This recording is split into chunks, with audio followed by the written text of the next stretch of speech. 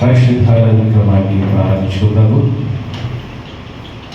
తండ్రి యొక్కయు కుమారుని యొక్కయు పరిశుద్ధాత్మ యొక్కయు నామమున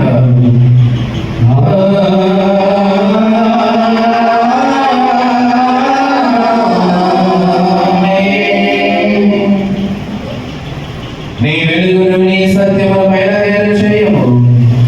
అవి నాకు ప్రవేశింపదు. అవి నీ పరిశుద్ధ పర్వతములను నీ నివాస స్థలములను తోడిపరవచ్చును. అప్పుడు నేను దేవుని బలిపీఠమును నాకు ఆనంద సంతోషములు కలుగు చేయు. దేవుని యొద్దకు చేరదను. దేవా నా దేవా, సితారా వాయించుచు నీకు కృతజ్ఞతాస్తుతులు చెల్లించదను.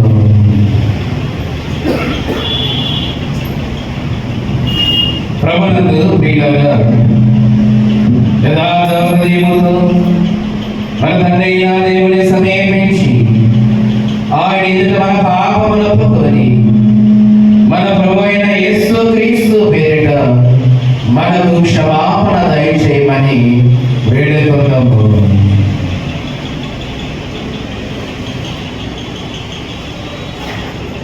ప్రభువు నామములననే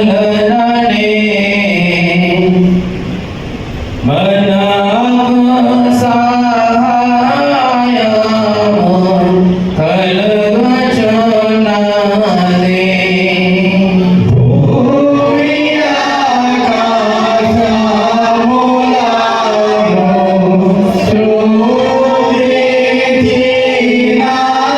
సృజించినవాడు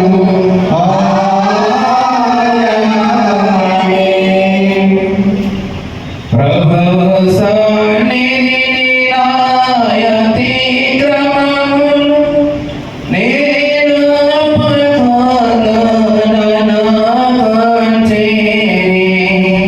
నీవు నా పాపదోషము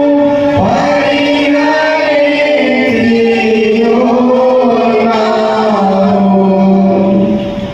మా సృష్టికర్తవు, విమోచకుడైన సర్వశక్తి గల దేవ, దీనులము పాపులము మేము స్వాభావికముగా పాపులమనియు అపవిత్రులమనియు తలంపు వలన మాట వలన క్రియ వలన నీకు విరోధముగా పాపము చేసిదమనియు నీ ఎదుట ఒప్పుకొనుచున్నాము.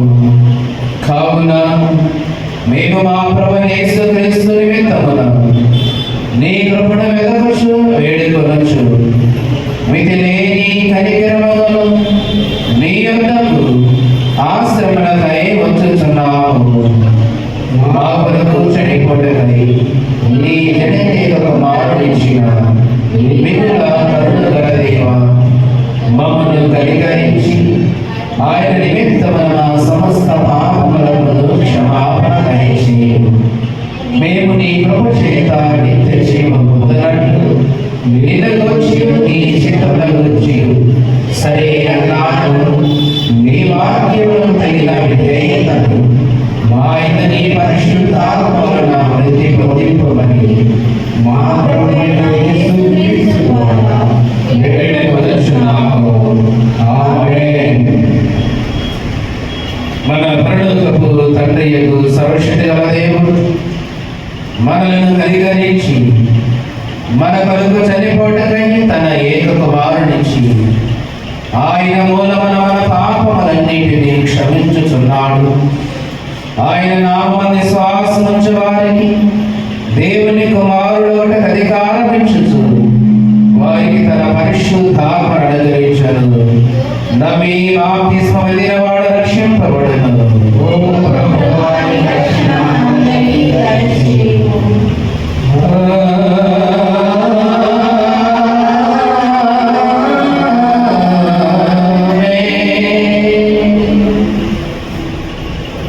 పరిశుద్ధ త్రిత్వ పండుగ నిమిత్తమై ఏర్పాటు చేయబడిన ప్రారంభ గీతమును చదువుదాము. పరిశుద్ధ త్రిత్వమును విభజించబడిన ఏకత్వము స్తుతింపబడును గాక. ఆయన తన కృపను మనకు చూపి ఉన్నాడు. ఆయనను మహిమపరచుదము. యెహోవా మా ప్రభువా, భూమి ఎంతటా నీ నామము ఎంత ప్రభావము గలది. తండ్రి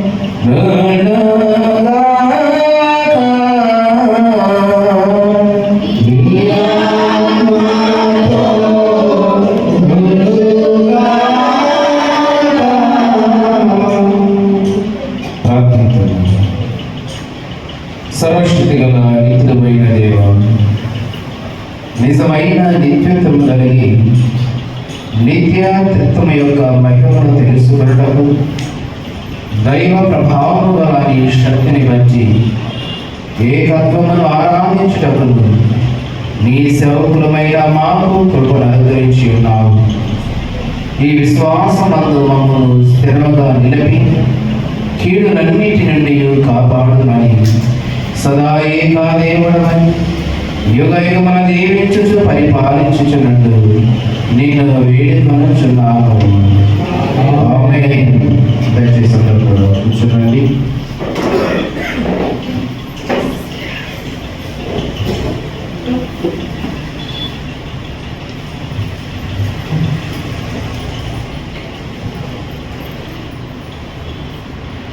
ప్రభునందు ప్రియమైన దేవుని సంగమా ప్రియారా, పరిశుద్ధ తత్వ పండుగ ఆరాధన కొరకు ఏర్పాటు చేయబడిన దైవమైన భాగములను చదవగలుగుతాము. మొదటిగా పాతిక వందన పాఠ్యభాగము యెహెజ్కేలు గ్రంథము 18వ అధ్యాయము 30 నుండి 32 వచనాల వరకు చదువుతున్నాము. యెహెజ్కేలు గ్రంథము 18వ అధ్యాయము 30వ వచనం నుండి 32 వచనాలు కలిగిన లేఖన భాగాన్ని అందులోనటువంటి ఆరోగ్య పోల్సీలు దేవుని వాక్యాన్ని చదివిస్తున్నారు.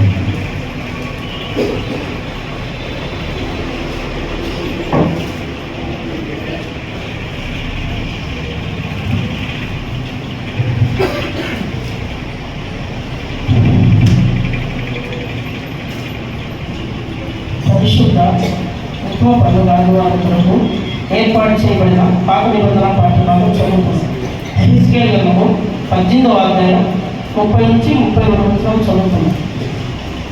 కాబట్టి ఇశ్రాయేలులారా, ఎవరి ప్రవర్తనను బట్టి వారికి శిక్ష విధింతును.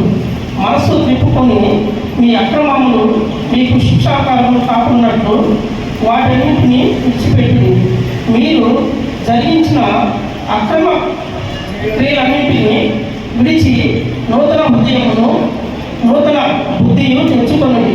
ఇశ్రాయేలులారా, మీరెందుకు మరణం నొందుదురు? ఇదే ప్రభువు యెహోవా వాక్కు. మరణం నొందువారు మరణము నొందుటను బట్టి నేను సంతోషించువాలను కావున మీరు మనసు త్రిప్పుకొనండి, అప్పుడు మీరు బ్రతుకుదురు. ఇదే యెహోవా వాక్కు.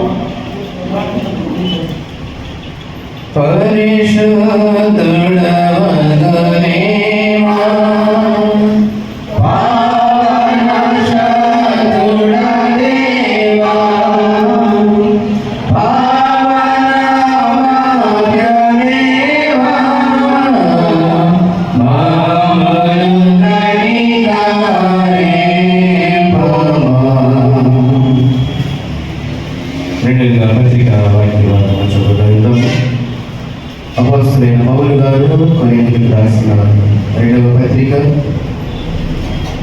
11వ అధ్యాయము 1 నుండి 14 వచనాలు కలిగిన లేఖన భాగం చదవగలుగుతాము. కొరింథీయులకు రాసిన 2వ పత్రిక 11వ అధ్యాయము 1 నుండి 14 వచనాలు కలిగిన లేఖన భాగాన్ని సుజాత గారు పరిగణించగలరు.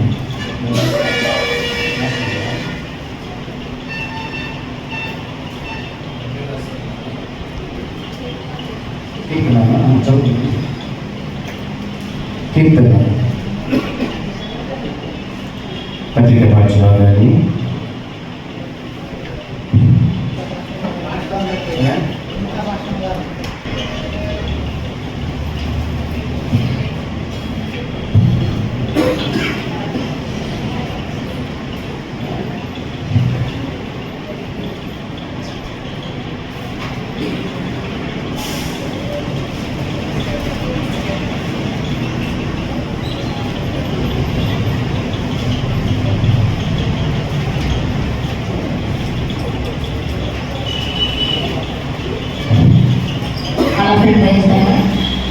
ఈ దినం కొరకై ఏర్పాటు చేయబడినటువంటి పత్రికా పాఠ్యభాగము అపోస్తలుడైన పౌలు గారు కొరింథీయులకు రాసినటువంటి రెండవ పత్రిక 13వ అధ్యాయము మొదటి నుండి 14వ వచనం చదువుకున్నాను.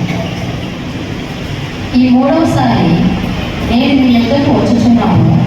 2-3 సాక్షుల నోట ప్రతి మాటయు స్థిరపరచబడవలెను.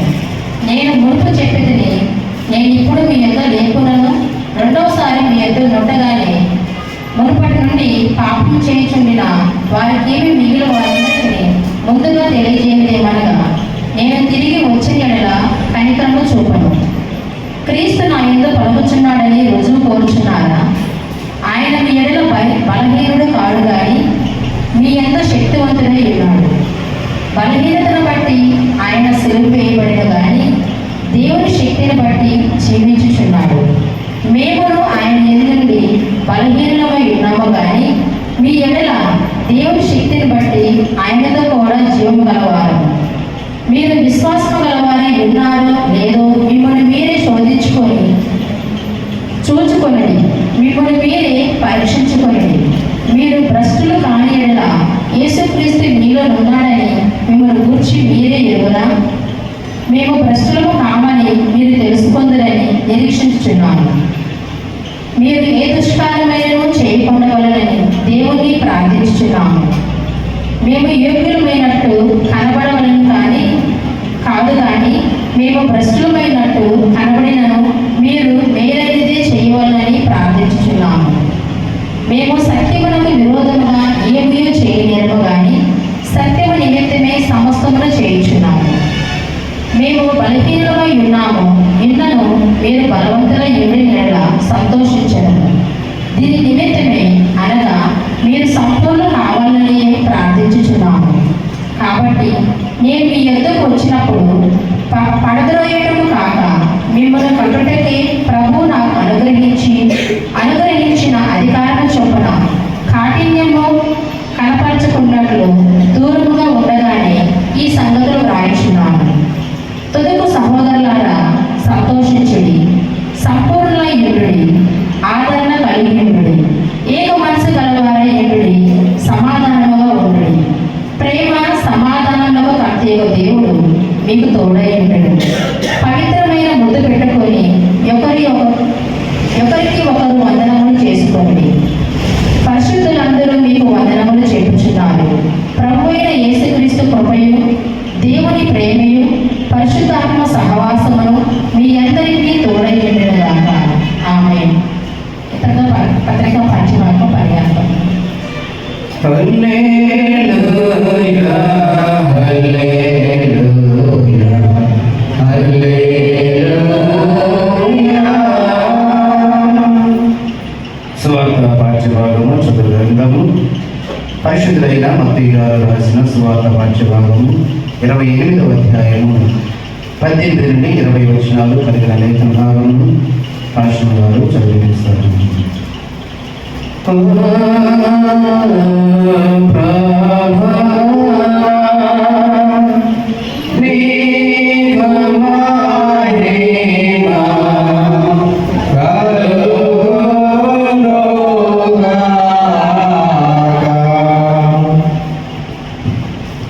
మత్తయి సువార్త 28వ అధ్యాయము 18 నుండి 20 వచనాలు చదువుతున్నాము. అయితే యేసు వారి యొద్దకు వచ్చి, పరలోకమందును భూమి మీదను నాకు సర్వాధికారము ఇవ్వబడి ఉన్నది. కాబట్టి మీరు వెళ్ళి సమస్త జనులకు శిష్యులుగా చేయుడి. తండ్రి యొక్కయు కుమారుడి యొక్కయు పరిశుద్ధాత్మ యొక్కయు నామములోనికి వారికి బాప్తిసం ఇచ్చుచు నేను మీకు ఏ సంగతులను ఆజ్ఞాపించుదునో వాటన్నిటినీ గైకొనవలెనని వారికి బోధించుడి. ఇదిగో నేను యుగ సమాప్తి వరకు సదాకాలము మీతో కూడా ఉన్నానని వారితో చెప్పండి.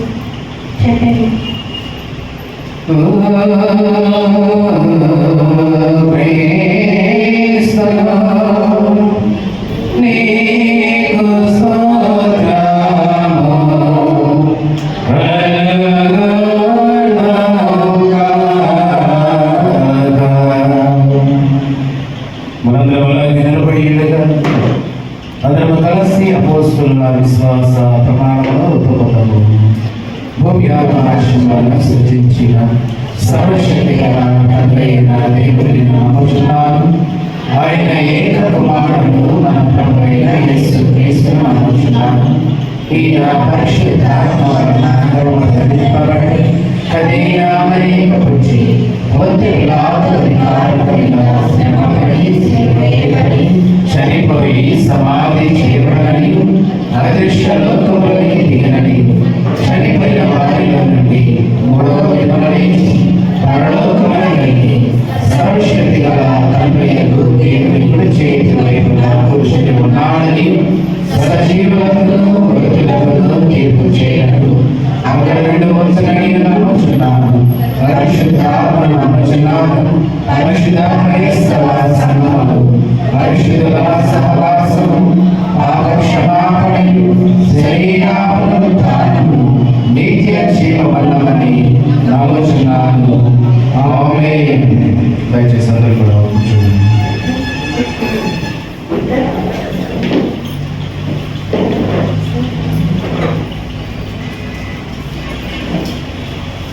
ప్రభునందు ప్రియమైన దేవుని సంతమా ప్రియులారా, పరిశుద్ధ పండుగ ఆదివారం కొరకై చదవబడినటువంటి పాఠశాల నుండి 10 నిమిషాలు మనమందరం కూడా దైవ సందేశాన్ని ధ్యానం చేయబోయే ముందుగా సమయంలో ప్రత్యేకమైన కీర్తనతో దేవుని నామాన్ని మహిమపరుచుకుందాము. మధ్యలోని మరి కీర్తన పాడి వినిపించడానికి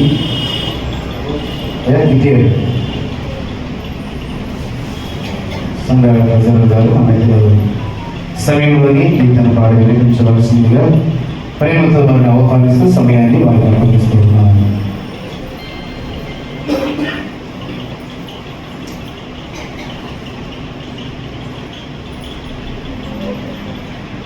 అవకాశం ఇచ్చిన ముందుగా దేవునికి సంఘ కాపరి గారికి పాఠ్యం గారికి సంఘ పెద్దలకు సంఘస్థలంగా వందనాలు.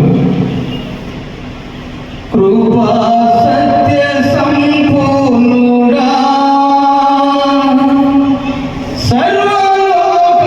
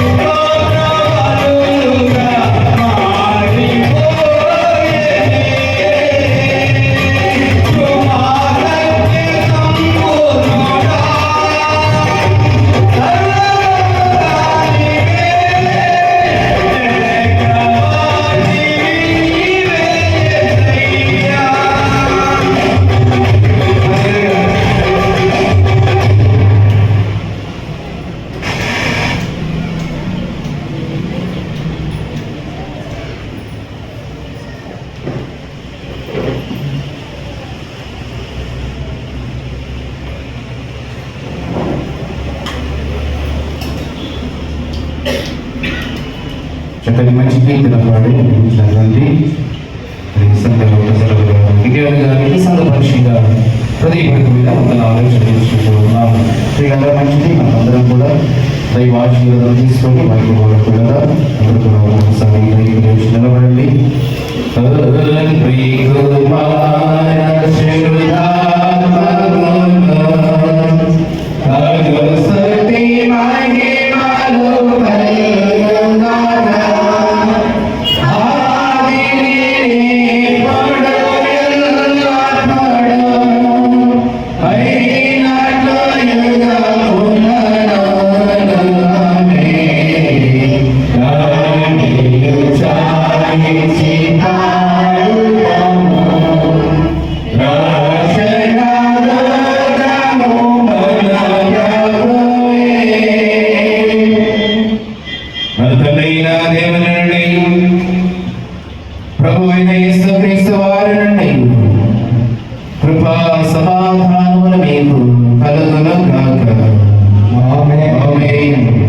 దయచేసి అందరూ కూడా కూర్చోనండి.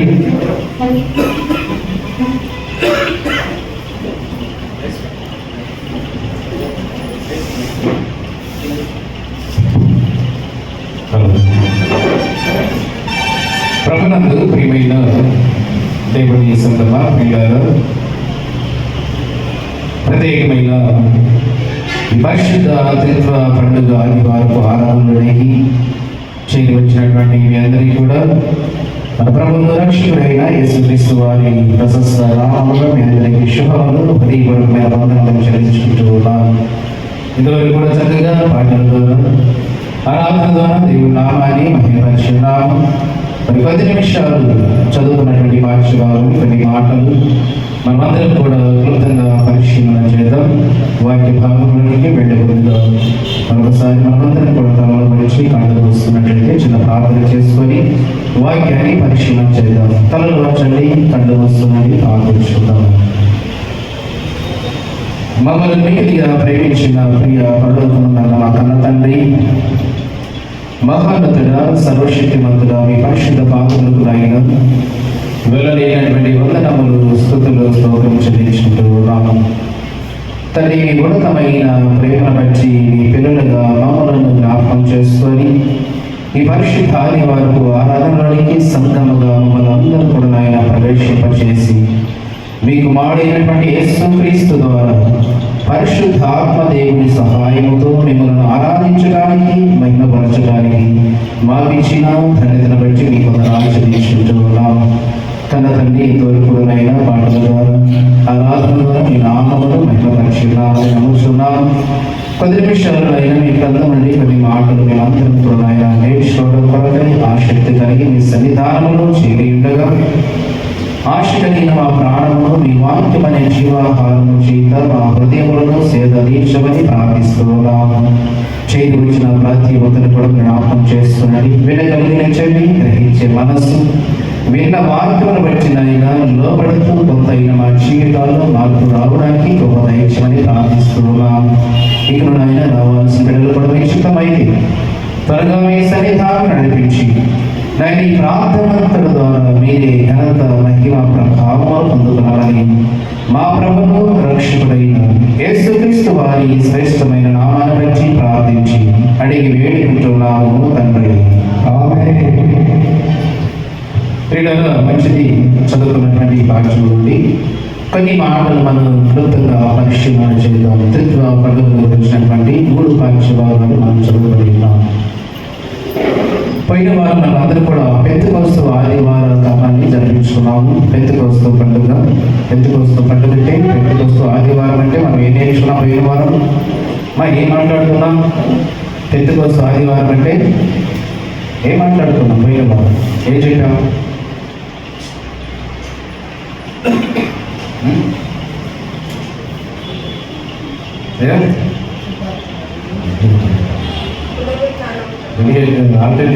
నిద్రపైన ఎంత జ్ఞాపకం పెట్టుకున్నారు చూడు మాట. పరిశుద్ధాత్మ దిగు వచ్చిన రోజు రైట్. పెంతెకొస్తు ఆదివారం అంటే అర్థం ఏంటి? పరిశుద్ధాత్మ దేవుడు భూమి మీదకి వచ్చినటువంటి కాలము, భూమి మీదకి వచ్చినటువంటి రోజు, అదే పెంతెకొస్తు పండుగ కదా. పెంతెకొస్తు పండుగ అంటే పరిశుద్ధాత్మ దేవుడు భూమి మీదకి వచ్చినటువంటి రోజు. యేసుక్రీస్తు వారు చెప్పాడు కదా, నేను తండ్రి ఎందుకు వెళ్ళిపోతున్నాను, మీ కొరకు వేరొక ఆదరణకర్తను, నా తండ్రిని నేను వేడుకుంటాను, మీ కొరకు వేరొక ఆదరణకర్తను పంపిస్తానని యేసుక్రీస్తు వారు చెప్పాడు. ఆయనే పరిశుద్ధాత్మ దేవుడు. పెంతెకొస్తు పండుగ రోజున వచ్చినటువంటి సందర్భాన్ని మనం జ్ఞాపకం చేసుకున్నాం. ప్రియులారా, ఈ రోజున త్రిత్వము వచ్చినటువంటి ఆదివారం, పరిశుద్ధ త్రిత్వ ఆదివారము. పరిశుద్ధ త్రిత్వము అని హెడ్డింగ్ పెట్టుకుని ఈరోజు టాపిక్ ఏంటంటే పరిశుద్ధ త్రిత్వము. త్రిత్వము అనగా త్రిత్వము అంటే ఎంతమంది? ఎంతమంది? త్రిత్వం అంటే ముగ్గురు. ఏంటి ఈ మాట బైబిల్ ఎక్కడ లేదు. 66 పుస్తకాలలో త్రిత్వము అనే పదము ఎక్కడ మనకు కనిపించదు. అయినప్పటికీ ఎందుకు ఈ రోజున మనం ఈ త్రిత్వమును గురించినటువంటి ఆలోచన చేయాలి? త్రిత్వ పండుగకు వచ్చినటువంటి ఆదివారంలో మనం ఎందుకు జరిపించుకుంటున్నామంటే, త్రిత్వము త్రియేక దేవుడు అంటే తండ్రి, కుమారుడు, పరిశుద్ధాత్మ దేవుడు. ముగ్గురు తన పనిని వారి కాలాలు బట్టి భూమి మీద జరిగించినటువంటి కాలం. యేసుక్రీస్తు వారు శరీరాన్ని ధరించి వచ్చాడు, 3.5 సంవత్సరాలు పరిచర్య జరిగించాడు, తన ప్రాణం పెట్టాడు, వెళ్ళిపోయాడు. తర్వాత పరిశుద్ధాత్మ దేవుడు పెంతెకొస్తు పండుగ రోజున భూమి మీదకి వచ్చాడు. వచ్చినటువంటి ఆ కాలం నుండి ఇప్పటి వరకు కూడా మన మధ్య ఉన్నాడు. అంటే వీరందరూ కూడా తండ్రి అయినటువంటి దేవుడు, కుమారుడైనటువంటి యేసుక్రీస్తు వారు, పరిశుద్ధాత్మ దేవుడు, వీరి ముగ్గురు కూడా వారి కాలాలను బట్టి మన పట్ల వారి కార్యములు జరిగిస్తూ వారి బాధ్యతను నెరవేరుస్తున్న సందర్భాన్ని మనం జ్ఞాపకం చేసుకుంటూ ఈ రోజున మనం త్రిత్వ పండుగ ఆదివారముగా జరిపించుకుంటూ ఉన్నాం. ఎందుకు ప్రియులారా, ఈ ముగ్గురు ఎప్పటి నుండి ఉన్నవారు? తండ్రి అయినటువంటి దేవుడు, కుమారుడైనటువంటి యేసుక్రీస్తు వారు, పరిశుద్ధాత్మ దేవుడు. ఈ ముగ్గురు వారి కాలాన్ని బట్టి మొదటి నుండి ప్రారంభం నుండి ఉన్నారా, లేదా అవసరాన్ని బట్టి వారు ఆకారం మార్చుకొని మన మధ్యకి వచ్చారా అనే విషయాన్ని మనం ఈ రోజున పరిశీలన చేయాలి. ఎందుకంటే చాలా మందికి తండ్రే కుమారుడుగా ఆకారం మార్చుకొని వచ్చాడు. తర్వాత వాళ్ళు ఆ కుమారుడు చనిపోయిన తర్వాత పరిశుద్ధాత్మ దేవుడిగా మన మధ్యకి వచ్చారనేటువంటి ప్రలోభాలు లేదా అవిశ్వాసంతో కూడినటువంటి మాటలు ఈరోజు క్రైస్తవ సమాజంలో చాలా మందిలో కన్ఫ్యూజన్గా ఉన్నటువంటి సందర్భాలు, ఇవన్నీ కూడా అర్థం కానటువంటి విషయాలు. అయితే మనం వాక్యాన్ని పరిశీలన చేద్దాం, పరిశుద్ధ గ్రంథాన్ని మనం ఆలోచన చేయగలిగినట్లయితే వీరి ముగ్గురు కూడా తండ్రి అయినటువంటి దేవుడు, కుమారుడైనటువంటి యేసుక్రీస్తు వారు, పరిశుద్ధాత్మ దేవుడు అసలు ఎప్పటి నుండి వారు ఉన్నారు? అసలు ప్రారంభం నుండి ఉన్నారా, లేదా శరీరాన్ని ధరించుకొని వచ్చినప్పుడే యేసుక్రీస్తు వారు అప్పటి నుండే తన ఉనికి ఉన్నదా, లేదా పెంతెకొస్తు పండుగ రోజు నుండి పరిశుద్ధాత్మ దేవుని యొక్క ఉనికి ఉన్నదా, అంతకుముందు అసలు ఉన్నారా లేదా, ఉంటే ఎక్కడ ఉన్నారనే విషయాలు మనం ఈ రోజున ఆలోచన చేయాలి. అందుకే త్రిత్వము వచ్చినటువంటి పండుగ ఆదివారం ఈ రోజు మనం జ్ఞాపకం చేసుకుంటున్నాం. మొదటిగా ప్రియులారా, మనం బైబిల్ నుండి ఒక వచనాన్ని జ్ఞాపకం చేసుకున్నాం. ఆదికాండము 1వ అధ్యాయము 26వ వచనాన్ని మనం చూడగలిగితే, ఆదికాండము 1వ అధ్యాయము 26వ వచనాన్ని మనం చూడగలిగితే, దేవుడు మన స్వరూపమందు మన పోలిక చొప్పున నరులను చేయుదము. దేవుడు మన స్వరూపమందు. ఏమండి, సృష్టి అయిపోయిన తర్వాత, సృష్టి క్రమం జరిగిన తర్వాత మానవుని నిర్మాణ విషయంలో దేవుడు ఏంటి, అక్కడ ఎవరో ఉన్నట్లుగా వారితో మాట్లాడుతున్నట్లుగా కదా. ఏమంటాడు అక్కడ? మన మన మన అంటే ఎవరున్నారు అక్కడ? భూమి మీద మనుషులు లేక అసలు అప్పుడు మానవ నిర్మాణమే జరగలేదు కదా, మనిషి నిర్మాణమే లేదు కదా అప్పటికి. మరి ఏంటి, దేవుడు అక్కడ ఎవరో ఉన్నట్లుగా వారితో మాట్లాడుతున్నట్లుగా, ఇదిగో మన ఆకారం చొప్పున నరులను చేద్దాం, మన పోలిక చొప్పున నరులను చేద్దామని మాట్లాడుతున్నాడంటే ఎవరితోనే మాట్లాడుతున్నట్టుగా. అంటే ఎవరున్నారు అప్పుడు అక్కడ? ఎవరున్నారు? కానీ ఈ మాట మనకు అర్థం కావాలంటే ఆదికాండము 1వ అధ్యాయం 1వ వచనం చూడడం. అది కాదు, మొదటి అధ్యాయం మొదటి వచనం. దేవుడు ఆది యందు దేవుడు భూమి ఆకాశములను సృజించెను. భూమి నిరాకారముగాను శూన్యముగాను ఉండెను. చీకటి అగాధ జలముల పైన కమ్మియుండెను. దేవుని ఆత్మ జలముల పైన అల్లాడుచుండెను. అర్థమైన ఈ మాటలు మొదటి వచనములో ఆది యందు దేవుడు భూమి ఆకాశములను సృజించనన్నాడు. రెండవ వచనానికి వచ్చేసరికి దేవుని ఆత్మ జలముల మీద అల్లాడుచుండెను. అక్కడ దేవుడు ఎవరు, ఇక్కడ ఆత్మ ఎవరు కదా? ఏమండి? ఆది యందు దేవుడు భూమి ఆకాశములను సృజించనన్నాడు. దేవుడు దేవుడు దేవుడు. తర్వాత రెండవ వచనానికి వచ్చేసరికి దేవుని ఆత్మ జలముల మీద అల్లాడుచుండెను అనే ప్రస్తావన అక్కడ జరిగిస్తూ, ఇక అక్కడ నుండి సృష్టి పూర్తయ్యేంత వరకు దేవుని ఆత్మ అనే పదం ఆ వచనాలు కనిపించదన్నమాట. దేవుడు చేసిన ఇది మంచిదైనట్టు చూశాడు, దేవుడు చేసిన దేవుడు చేసిన దేవుడు చేసిన అనే పదమే నాకు కనపడుతుంది తప్ప దేవుని ఆత్మ అనే పదం అక్కడ, అంటే సృష్టి పూర్తయ్యేంత వరకు ఆత్మ అనే పదం అక్కడ కనిపించదు. మీకు బాగా అర్థం కావాలి. ఇక్కడ మొదటి వచనంలోనేమో ఆది యందు దేవుడు భూమి ఆకాశములను సృజించినని చెప్పి, రెండవ వచనానికి వచ్చేసరికి దేవుని ఆత్మ జలముల మీద అల్లాడుచుండెనని చెప్పేసి, ఈ సృష్టి నిర్మాణం అంతా కూడా క్రియేటర్, ఈ సృష్టి నిర్మాణం అంతా కూడా ఆత్మ వలన జరగలేదంట. దేవుడు చేసిన దేవుడు చేసిన దేవుడు చేసిన అది మంచిదని చూసిన దేవుడు దాన్ని, ఇక సృష్టి అంతా పూర్తయ్యేంత వరకు దేవుని ఆత్మ అనే పదం కనబడదు. ఈ 1:26 వచ్చేసరికి మరలా అంటాడు, మా సృష్టి అప్పటికి పూర్తయిపోయిందా? మా సృష్టి అంతా అప్పటికి పూర్తయిపోయింది. సృష్టి నిర్మాణం అంతా జరిగిపోయింది. సృష్టి నిర్మాణం అంతా జరిగిపోయిన తర్వాత ఈ మొదటి అధ్యాయము 26 వచనానికి వచ్చేసరికి అప్పుడు అంటున్నాడు, మన పోలిక చొప్పున. అంటే ఎవరు ఉన్నారు, ఒక్కడైతే లేడు. బహువచనమే కదా మన అనేది, ఏకవచనం కాదు కదా. ఎప్పుడైనా నేను ఒక్కడే ఉన్నప్పుడు నా పోలిక చొప్పున, లేదా నేను అని చెప్తాను. నాతో పాటు ఇద్దరు ఉన్నారనుకోండి, ఏమంటాం? మన అనే పదాన్ని మనం ఉపయోగిస్తాం. అంటే అప్పుడు దేవుడు అక్కడ చెబుతున్నటువంటి మాటను బట్టి మనం ఆలోచన చేస్తే, తండ్రి అయినటువంటి దేవుడు ఒక్కడే కాదు, అక్కడ ఉన్నది ఆయనతో పాటు ఎవరు ఉన్నారనే విషయం మనకు అర్థమవుతుంది.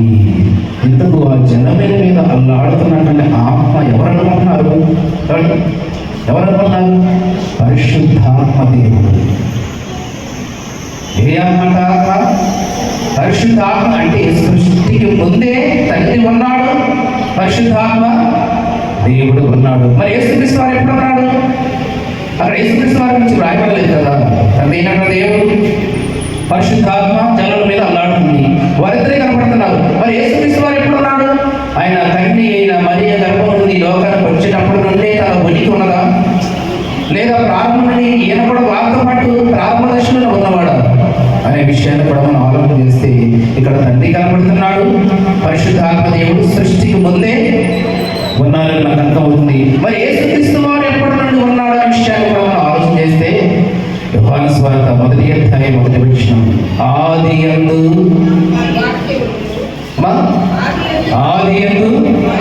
వాక్యము ఉండెను, వాక్యము వాక్యము దేవుని యొద్ద ఉండెను, వాక్యము కూడా దేవుడై ఉన్నాడు. ఇంతకు ఎవరో వాక్యం? 14వ వచనం, అదే అధ్యాయం 14వ వచనం, ఆ వాక్యము శరీరధారి అయి కృపా సత్య సంపూర్ణుడుగా మన మధ్య నివసించిన. ఏ వాక్యం? ఆది యందు దేవుని యొక్క ఉన్న వాక్యమే శరీరధారి అయి మన మధ్య కృపా సత్య సంపూర్ణుడుగా నివసించెను. ఇప్పుడు ఈ ముగ్గురు ఎంతమంది కనపడుతున్నారు ఇక్కడ? తండ్రి అయినటువంటి దేవుడు, పరిశుద్ధాత్మ, అలాగే కుమారుడు అయినటువంటి యేసుక్రీస్తు వారు. ఈయన ఎప్పుడు ఉన్నాడు? కుమారుడు ఆది నుండే ఉన్నాడు, ప్రారంభం నుండే ఉన్నాడు. ఈయన కూడా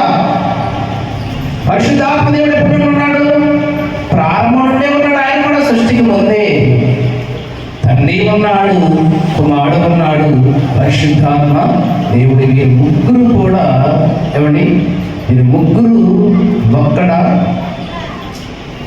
ఒక్కడేనా? కాదు, ముగ్గురు వేరు వేరు వ్యక్తులుగా ఉన్నారండి. తండ్రి వేరుగా ఉన్నాడు, కుమారుడు వేరుగా ఉన్నాడు, పరిశుద్ధాత్మ. ముగ్గురు వేరు వేరుగా ఉన్నారు. అంటే వారి ఆలోచన ఒకటే, వారి ప్రణాళిక ఒకటే, మనుషుల పట్ల వారు చెయ్యాలనుకున్న సంకల్పం ఒకటే, కానీ వ్యక్తులుగా వారు ముగ్గురుగా ఉన్నారు. ఒక్కడే ముగ్గురుగా లేడు. తండ్రి కుమారుడుగా రాలేదు, కుమారుడు పరిశుద్ధాత్మగా రాలేదు. కనపడుతుంది కదా క్లియర్గా మనకు కనపడుతుంది బైబిల్లో. ఏమండి, ఈ ముగ్గురు కలిసి ఉన్నటువంటి కాలాన్ని, ఈ ముగ్గురు కలిసి చేస్తున్నటువంటి పనిని మనం త్రిత్వకాలము అన్నాం. ఏమన్నాం దాన్ని మనం? త్రిత్వము అనగా తండ్రి, కుమారుడు, పరిశుద్ధాత్మ, దేవుడు. వారి వారి కాలాన్ని బట్టి వారి ధర్మాన్ని మన పట్ల నెరవేర్చి, తండ్రి ఇచ్చిన పనిని నెరవేర్చి యేసుక్రీస్తు వారు వెళ్ళిపోయాడు. తర్వాత క్రీస్తును నమ్ముకొని రక్షణ భాగ్యంలో ఉన్నటువంటి మనలను సర్వసత్యంలో నడిపించడం కొరకై మరలా క్రీస్తు వచ్చేంత వరకు మనలను సర్వసత్యంలో నడిపించడం కొరకై పరిశుద్ధాత్మ దేవుడు పెంతెకొస్తు పండుగ రోజుల వచ్చి ఇప్పటికీ మనలోనే ఉన్నాడు, మనతోనే ఉంటాడు. దానిని మనం త్రిత్వకాలము. కనుక పిల్లల మనకు అర్థమైంది. ఇప్పుడు తండ్రి మొదటి నుండి ఉన్నవాడే, కుమారుడు మొదటి నుండి ఉన్నవాడే, పరిశుద్ధాత్మ దేవుడు కూడా మొదటి నుండి ఉన్నవాడే. వారి వారి అవసరాన్ని బట్టి, వారి వారి పనిని బట్టి ఈ భూమి మీదకి రావడం జరిగినది. చెప్పాడు కదా, ఆది యందు వాక్యం ఉండేను, ఆ వాక్యము దేవుని యొక్క ఉండేనంటే అసలు సృష్టి లేకముందే కుమారుడు ఉన్నాడు. సృష్టి కలగకముందే పరిశుద్ధాత్మ దేవుడు ఉన్నాడు. సృష్టి కలగకముందే తండ్రి అయినటువంటి దేవుడు ఉన్నాడు. అంటే వీరు ముగ్గురు మన పట్ల జరిగించే కార్యక్రమాలు ఏంటనేది ప్రియులారా మనం చూడగలిగితే యేసుకేలు గ్రంథం అదే అంటున్నాడు. యేసుకేలు గ్రంథం 18వ అధ్యాయం 30-32 వచనాలు ఏమో చదవబడింది ఇక్కడ. కాబట్టి ఇశ్రాయేలీయులారా, ఎవని ప్రవర్తనను బట్టి వారికి శిక్ష విధింతును. అమ్మా, ఎవని ప్రవర్తన బట్టి వారికి శిక్ష విధింతును. మనస్సు త్రిప్పుకొని మీ అక్రమములు మీ శిక్షకు కారణము కాకుండానట్లు వాటిని విడిచిపెట్టండి. తండ్రి ప్రేమ, తండ్రి కుమారుడు పరిశుద్ధాత్మ దేవుడు వారి ముగ్గురు యొక్క ప్రణాళిక మన పట్ల ఏమైనా విషయాలు మనం చూస్తే తండ్రి తన ప్రేమను మన పట్ల చూపిస్తున్నాడు. ఏమండి, అదే కదా అంటున్నాడు. తండ్రి మనతో చెబుతున్నటువంటి మాట, ఇశ్రాయేలు ప్రజలతో చెబుతున్నటువంటి మాట ఏంటంటే, ఇశ్రాయేలీయులారా, ఎవరి ప్రవర్తనను బట్టి వారికి శిక్ష విధింతును. కనుక ఆ శిక్షకు మీరు కారణం కాకున్నప్పుడే, ఆ శిక్షావిధి మీ ఎద్దకు రాకమునిపై మీరేం చేయాలట? మనస్సు మార్చుకొని మీ అక్రమములను మీకు శిక్షా కారణములు కాకున్నట్లు వాటన్నిటిని విడిచిపెట్టుడి. మీరు జరిగించిన అక్రమ క్రియలన్నిటిని విడిచి నూతన హృదయమును నూతన బుద్ధియు తెచ్చుకొనుడి. ఇశ్రాయేలులారా, మీరు ఎందుకు మరణము నొందుదురు? మీ అక్రమాలను విడిచిపెట్టండి. తండ్రి ప్రేమని శిక్ష, ఆల్రెడీ మీరు శిక్షలో ఉన్నారు, పాపంలో ఉన్నారు, అన్యాయంగా బ్రతుకుతున్నారు, అక్రమాలు చేస్తున్నారు. కనుక వీటన్నిటిని బట్టి మీరు శిక్షకు కారకులే. నిజంగా మీరు చేసిన అక్రమాలను బట్టి, మీరు చేసిన అవినీతిని బట్టి, మీరు చేసిన దుర్మార్గతను బట్టి, హృదయపూర్వకంగా వాక్యాన్ని బట్టి నేను ఏం చేయాలి? మిమ్మల్ని శిక్షించాలి. మీరు శిక్షకు అర్హులు. శిక్ష అనుభవించడానికి మీరు అర్హత కలిగిన వారు. ఎందుకంటే మీరు అంత అక్రమం ఉంది, అన్యాయం ఉన్నది, దుర్మార్గత ఉన్నది, దుష్టత్వం ఉన్నది మీరు. కానీ ఇంతటి భయంకరమైన స్థితిలో మీరు ఉన్నప్పుడు ఖచ్చితంగా మీకు ఏం చేయాలి? న్యాయ ప్రకారంగా శిక్ష విధించాలి. శిక్షకు మీరు పాత్రలు అయినను కన్న తండ్రి తన ప్రేమను మన పట్ల చూపిస్తూ ఏమన్నాడు? వాటిని విడిచిపెట్టండి అయ్యా, నేను అవకాశం ఇస్తున్నా మీకు అంటున్నాను. ఆ దుర్మార్గులు మీరు విడిచిపెట్టండి, అన్యాయాన్ని మీరు విడిచిపెట్టండి, అక్రమాలు మానకోటలు విడిచిపెట్టండి, దుష్టత్వాన్ని విడిచిపెట్టండి. అలా దుష్టత్వంతో అన్యాయం చేస్తూ అక్రమాలు చేస్తూ మీరు మరణిస్తే నాకు సంతోషం కాదని, అట్టి వారి మరణం వల్ల నాకు సంతోషం లేదు, మీరు మార్పు చెందడమే నాకు సంతోషం. తండ్రిగా మిమ్మల్ని పోగొట్టుకోలేక, తండ్రిగా మిమ్మల్ని పాతాళం పంపించలేక ప్రేమతో తండ్రి తన ప్రేమను మన పట్ల చూపిస్తూ మీరు మారు మనసు పొందండి. వాటిని విడిచిపెట్టండి, ఆ దుర్మార్గులను విడిచిపెట్టండి, అక్రమాలను విడిచిపెట్టండి. ఏం కనబడుతుంది ఇక్కడ మనకు? తండ్రి ప్రేమండి. తండ్రి ప్రేమ మనకు కనబడుతుంది. అంటే మార్పు చెందమని ప్రతిమాడుతున్నాడు, మార్పు చెందమని అవకాశం ఇస్తున్నాడు. దుష్టత్వాన్ని, దుర్మార్గతను, అన్యాయమును, అక్రమాలను మీరు విడిచిపెట్టి మారు మనసు పొందండి అయ్యా. అలా దుష్టత్వంతో మీరు మరణిస్తే నాకు సంతోషం కాదు, అక్రమాలు చేస్తే మీరు మరణిస్తే నాకు సంతోషం లేదు. మీరు మారు మనసు పొంది బ్రతకడమే నాకు సంతోషం. తండ్రిగా మీ మీద ఉన్న ప్రేమను బట్టి మిమ్మల్ని పోగొట్టుకోలేక, మిమ్మల్ని శిక్షించడం ఇష్టం లేక మారు మనసు పొందమని మిమ్మల్ని బ్రతిమాలుకొనుచున్నాను. అంటే తండ్రి ప్రణాళికలు మన పట్ల ఏం కనబడుతుందన్నాడు? ప్రేమ. హెచ్చరిస్తున్నాడంటే, మార్పు చెందమని అంటున్నాడంటే ప్రేమతో వల్లే కదా. వాడు శిక్షించకుండా మనల్ని విడిచిపెట్టి అలా కాదు మీరు నా బ్రతకండి, ఇది మంచి మార్గం, అన్యాయాన్ని విడిచిపెట్టండి మనకు హెచ్చరిస్తున్నాడంటే తండ్రి మన మీద ఉన్నటువంటి ప్రేమ. తండ్రి పట్ల మనకు, తండ్రి తన పిల్లల పట్ల మనకున్నటువంటి ప్రేమను వ్యక్తపరుస్తూ యోహాను సువార్త 3:16 అంటాడు కదా, దేవుడు లోకమును ఎంతో ప్రేమించాడు. ఎందుకు ప్రేమించాడు? మీరు దుష్టులుగా ఉండి చనిపోకూడదని, అన్యాయస్తులుగా ఉండి మీరు మరణమవ్వకూడదని, అక్రమాలు చేసేవారిగా దుష్టత్వంలో ఉండి మీరు పాతాళానికి వెళ్ళకూడదని, అలా వెళ్ళితే నాకు సంతోషం ఉండదని, ఇలాగే మిమ్మల్ని కాపాడుకోవాలని, మిమ్మల్ని బ్రతికించుకోవాలని, ఆ దుష్టం నుండి మిమ్మల్ని విడిపించాలని మనల్ని ప్రేమించి ఏమన్నాడు కదా, దేవుడు లోకముని ఎంతో ప్రేమించాడు. ప్రేమించి ఏం చేశాడు? కాగా ఆయన తన అద్వితీయ కుమారుడిగా పుట్టిన వాడి యందు విశ్వాసం ఉంచు ప్రతివాడు నశింపక, నువ్వు నశించకూడదని, పాతాళానికి వెళ్ళకూడదని. ఏం కనపడుతుంది ఇక్కడ? తండ్రికి మన పట్ల ప్రేమ.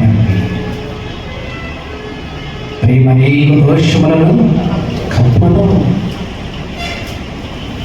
మీరు అలా ఉండకూడదయ్యా, మారు మనసు పొందండి, మీరు మారు మనసు పొంది బ్రతకడమే నాకు ఇష్టం అన్నాడు. అక్కడికి కింద పడుతుంది చూడండి, కింద మాటలు ఏమన్నాడు? అదే 18వ అధ్యాయం, ఎస్కేల్ గ్రంథంలో 18వ అధ్యాయం ఏమన్నాడు? మరణమునందు వాడు మరణమును బట్టి నాకు సంతోషము కలుగదు, కావున మీరు మనస్సు త్రిప్పుకొనుడి, అప్పుడు మీరు బ్రతుకుదురు. ఇదే యెహోవా వాక్కు. తండ్రి తన పిల్లలుగా మన పట్ల ప్రేమ కలిగి మనల్ని శిక్షకు గురి చేయకుండా, వాస్తవానికి మీరు శిక్షణరులు, శిక్ష పొందవలసిన వారు అయినను మిమ్మల్ని ఆ శిక్ష నుండి విడిపించడం వరకై తండ్రిగా నాకున్న ప్రేమ మీ పట్ల అంత గొప్పది కనుక మిమ్మల్ని నాశనం చేయకుండా, శిక్షకు గురి చేయకుండా మిమ్మల్ని ప్రేమించి మీకు బదులుగా మీ కొరకు నేను ఏం చేశాను? నా కుమారుడైన యేసుక్రీస్తు వారిని. అంటే తండ్రి ప్రేమను కనపరిస్తే కుమారుడు ఏం చేశాడు? మన కొరకు తన జీవితాన్ని త్యాగం చేశాడు, తన బ్రతుకునే త్యాగం చేశాడు. తండ్రి మనల్ని ప్రేమించాడు, కుమారుడు మన పట్ల ఏం జరిగించాడు? తన జీవితాన్ని, తన బ్రతుకును, తన శరీరాన్ని మన కొరకు ఏం చేశాడట? త్యాగం సమర్పించుకున్నాడు. మనకు రక్షణ అందించిన వరకు తన జీవితాన్ని త్యాగం చేశాడు. అంటే వీరు ముగ్గురు తన పిల్లలుగా మన పట్ల జరిగించినటువంటి కార్యక్రమాలను, ఆ క్రియలని రోజు మనం జ్ఞాపకం చేసుకుంటున్నాం. ఆదిమోదన పాఠ్యభాగంలో అదే చెబుతున్నాడు, మీరు మారు మనసు పొందండి, మనసు త్రిప్పుకొని బ్రతకండి, దుర్మార్గులను విడిచిపెట్టండి, దుష్టత్వాన్ని విడిచిపెట్టండి, అక్రమాలు చేయటం మానుకోనండి, అన్యాయంగా బ్రతకడం మానుకోనండి. అలా అన్యాయస్తులుగా, దుర్మార్గులుగా, దుష్టులుగా, అక్రమాలు చేసేవారుగా మీరు మరణిస్తే నాకు సంతోషం లేదు. మీరందరూ వల్ల నా దగ్గరికి రావాలి, నేనున్న స్థలానికి రావాలి, మీ కొరకు ఒక రాజ్యాన్ని సిద్ధపరిచాను, ఒక పట్టణాన్ని సమకూర్చాను. మరి మీరందరూ దుష్టులుగా, దుర్మార్గులుగా, మారు మనసు పొందకుండా చనిపోయి పాతాళానికి వెళ్ళిపోతే ఎవరికి ఇవ్వాలి?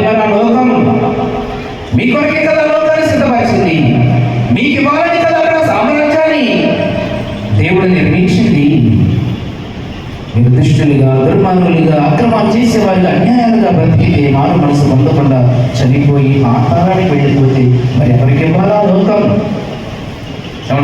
ఎవరికి ఇవ్వాలి?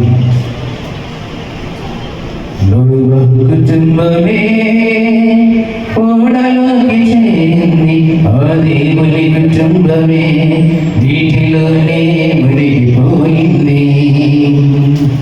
కుటుంబమే ఓడలోకి చేరింది ఆ దేవుని కుటుంబమే వీటిలోనే మునిగిపోయింది. జంతువులే పక్షులే జీవరాశులే చేరిపోయాయి. ఈ మనిషినే ఎంత పిలిచినా వారు రారని తెలిసిపోయింది. ఈ లోకమే మాకు చాలని పరలోకమే మాకు వద్దంటే ఎవరికి మారి పరలోకం తన పిల్లలంటే అది నరకం. ఎవరికి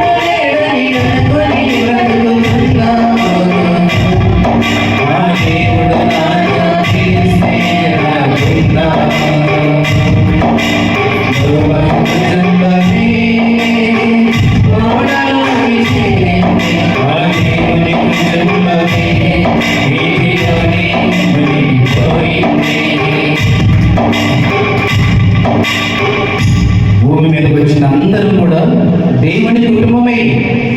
కానీ ఆ దేవుని కుటుంబంలో నుండి దేవుని మాటని విని దేవునికి లోబడి నోవాహు కుటుంబం మాత్రమే రక్షించబడింది. మిగిలిన వారందరూ కూడా దుష్టత్వాన్ని విడిచిపెట్టలేక తినొచ్చు, త్రాగొచ్చు, ఎవరి భక్ష్యము చేస్తూ వారి సాహసంగా జీవించి జల ప్రళయములు కొట్టుకొని వెళ్ళిపోయింది. అందరూ దేవుని కుటుంబమే, అందరూ దేవుని పిల్లలే.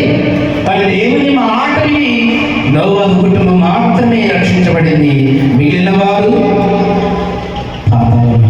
మిగిలిన వారు జల ప్రళయములు నాశనమైపోయారు.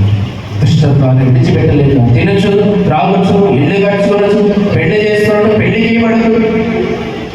దేవుని మాటకు లోబడలేదు. మారు మనసు పొందమని హెచ్చరించాడు. దుష్టత్వాన్ని విడిచిపెట్టమని హెచ్చరించాడు. అక్రమాలను, అన్యాయాన్ని విడిచిపెట్టమని హెచ్చరించాడు. కానీ వారు దేవుని మాట వినలేదు. దేవుని మాట విన్నటువంటి నోవాహు కుటుంబమేమో జల ప్రళయం నుండి రక్షించింది, రక్షణలోకి చేసింది, రక్షణ భాగ్యం పొందుకుంది. మిగిలిన వారు మరణము ఆశపడిపోయారు. అది ఇక్కడ దేవుడు కూడా చెప్తుంది. మీరు మారు మనసు పొందకుండా, మీరు మారు మనసు లేకుండా చనిపోతే నాకు సంతోషం. మీకు ఇవ్వాలనే కదా పరలోకం. మరి మీరు అందరూ నా మాట వినకుండా ఇష్టానుసారంగా బ్రతికి జీవించి పాతాలని వెళ్ళకపోతే మరి ఎవరికి ఇవ్వాలి ఆ లోకం? ఎవరు వస్తారు? దిగులుతూ ఉన్నాడంటండి దేవుడు. అయ్యో ఏంటి ప్రజలు, ఏంటి మనుషులు, ఏంటి ప్రపంచం, వాటికి లోపడకుండా దేవుని మాటను గౌరవించకుండా వారి బ్రతుకులు మార్చుకోకుండా ఇదే లోకమని, ఇదే సుఖ సంతోషాన్ని ఇచ్చే సుఖభోగాలు అనిపించే లోకమని ఈ సానుసారంగా బ్రతుకుతూ ఇవ్వబడిన ఈ కాలంలో తినాలి, త్రాగాలి, అనుభవించాలని మనిషి ఇచ్చినటువంటి జీవిత కాలాన్ని వ్యర్థంగా గడుపుతూ మారు మనసు లేకుండా దేవుని వాక్యానికి లోపడకుండా ఈ సాడుసారుగా బ్రతికి పాతాలను వెళ్ళిపోతే మరి నేను ఎవరికి వారి లోకం? ప్రతిరోజు ఏమండి తన హృదయంలో నొచ్చుకుంటున్నాడంట. అంటే నొచ్చుకోవడం బాధపడుతున్నాడంట. ఎవరికి వాళ్ళు మరి మీరందరూ పాతాలను వెళ్ళిపోతే ఎవరికి వాళ్ళ మరి లోకం? మీ కొరకే కదా నేను నిర్మించింది, మీ కొరకే కదా నేను ఇచ్చింది. అందుకే మిమ్మల్ని శిక్షకు అర్హులుగా ఉన్నా కూడా మిమ్మల్ని శిక్షించకుండా మారు మనసు పొందమని, బ్రతుకు మార్చుకోమని, సరిచేసుకోమని హెచ్చరిస్తున్నాను. అందుకే దేవుడు మనల్ని ప్రేమించి ఏం చేశారంట? మనం నశింపకుండా తన కుమారుడైనటువంటి యేసుక్రీస్తు ద్వారా మనకు నిత్య జీవన అనుగ్రహించడం కొరకై యేసుక్రీస్తునయ్యా నువ్వు వెళ్ళి వారి వరకు చనిపోవాలి, వారి వరకు శ్రమ పడాలి, వారి వరకు నువ్వు మరణించాలి. ఎంతమందిని నేను పోగొట్టుకోలేనయ్యా. నువ్వు ఎలాంటి వాడు? నీతో వారు కూడా సమానమైన వారు, క్రీస్తు తోడి వారసులు, క్రీస్తుతో సమానంగా చూస్తున్నాడు మన దేవుడు తండ్రి. నీకు ఎలాగైతే ఈ లోకంలో ప్రత్యేకమైన స్థానం అందుకు నా పిల్లలందరికీ కూడా ఇవ్వాలని నేను అనుకున్నాను. కానీ వాళ్ళు నా మాట వినట్లేదు, నాకు భయపడట్లేదు, లోబడట్లేదు. కనుక నీ వెళ్ళి ఎలాగైనా వాళ్ళ మారు మనసు పొందే విధంగా ప్రయత్నం చేసి వారికి మంచి మాటలు బోధించి అవసరమైతే వారి కొరకు నీ ప్రాణాన్ని కూడా పెడతావు అన్నప్పుడు సరేనా నేను వెళతాను, వాళ్ళ కొరకు నేను చనిపోతాను, నా ప్రాణం పెడతానని చెప్పేసి తండ్రికి మాట ఇచ్చి మన అందరినీ కూడా రక్షణలోకి నడిపించడం కొరకై కుమారుడు వచ్చాడు. తండ్రి ఏమో ప్రేమ చూపించాడు మన పట్ల, కుమారుడేమో మనలను నశించిన దానిని ఎందుకు వచ్చాడు యేసుక్రీస్తువారు? నశించిన దానిని వెదకి రక్షించడం కొరకు, పాపుల కొరకు క్రీస్తు యేసు లోకమునకు వచ్చాడు. మనందరికీ కూడా రక్షణ భాగ్యాన్ని అనుగ్రహించడం కొరకే ఆయన లోకానికి వచ్చాడు. తండ్రి ఏమో మన పట్ల ఏం చూపించాడు? ముగ్గురు గురించి మాట్లాడుకుంటున్నాం. తండ్రి ఏమో మన పట్ల ప్రేమను చూపించి శిక్షకు బానిసలుగా, శిక్షకు అర్హులుగా ఉన్నటువంటి మనల్ని శిక్షించకుండా మీరు మారు మనసు పొందండి, బ్రతుకును మార్చుకోండి, దుష్టత్వాలు విడిచిపెట్టండి, అక్రమాలు అన్యాయాలు చేయడం విడిచిపెట్టమని మనల్ని సెలవిస్తూ హెచ్చరిస్తూ మనకు అవకాశం ఇస్తే యేసుక్రీస్తు వారేమో మనలందరినీ వ్యక్తమై తన ప్రాణం పెట్టి తండ్రికి మనల్ని దగ్గర చేయడం కొరకై మధ్యవర్తి లోకానికి వచ్చి ఎవడి కాపులుగా ఉన్నటువంటి మన కొరకు మరి ఏం చేశాడంట యేసుక్రీస్తు వారు? మాట మనం చదువుకున్నాము. ఎవడి కుమారుడు ఏం చేశాడు? అపొస్తలుల కార్యం చూడ ఒకసారి. అపొస్తలుల కార్యం ఎవడి? తండ్రి ఏమో మన పట్ల ప్రేమ చూపించాడు, కుమారుడు మన పట్ల త్యాగాన్ని కనపరుస్తూ అపొస్తలుల కార్యములు 4వ అధ్యాయం 2వ వచనం. అపొస్తలుల కార్యములు 4వ అధ్యాయము 12వ వచనాన్ని మనం చూడగలిగితే మరి ఎవరి వలన రక్షణ కలుగదు, ఈ నామమునే మనము రక్షణ పొందవలనని గాని ఆకాశము క్రింద మనుషులలో ఇయ్యబడిన మరి ఏ నామములోనూ రక్షణ లేదు. ఈ నామము ద్వారానే మనకు రక్షణ. అందుకే మనం రక్షించడం వరకు తనకు వాడి లోకాన్ని పెట్టావు. అదే కదా 3:16 మనం చదువుకున్నాం. దేవుడు లోకమును ఎంతో ప్రేమించను కాగా ఆయన తన ప్రతి కుమారుడు పుట్టినవాడే విశ్వాసం ప్రతివాడు నశింపగా నిత్యజీవం పొందినట్లు ఆయనను ఎందుకు అనుగ్రహించాడు? కుమారుడు మనకు రక్షణలోనికి నడిపించడం కొరకై, దుష్టాత్మ నుండి మమ్మల్ని విడిపించడం కొరకై, పాపం నుండి మనం విడిపించడం కొరకై తన కుమారుడైనటువంటి యేసుక్రీస్తు వారు రక్షణలోకి నడిపించడం కొరకే మొదటిసారి లోకానికి వచ్చాడు. శరీరాన్ని ధరించి రావాల్సిన అవసరం వచ్చింది. ఎవరి? దశలోనికి రాసిన మొదటి పత్రిక 5వ అధ్యాయం 8వ వచనం మనం చూడగలిగితే ఈ నామములోనే రక్షణ, మరి ఈ నామం లేదన్నాడు కదా. ఇక్కడ కూడా పౌలు గారు మంచి సందర్భాన్ని జ్ఞాపకం చేస్తూ దశలోనికి రాసిన మొదటి పత్రిక 5వ అధ్యాయం 8వ వచనం ఏమి రాయబడింది అక్కడ? మనము పగటివారమై ఉన్నాము కనుక అందులమై ఉండక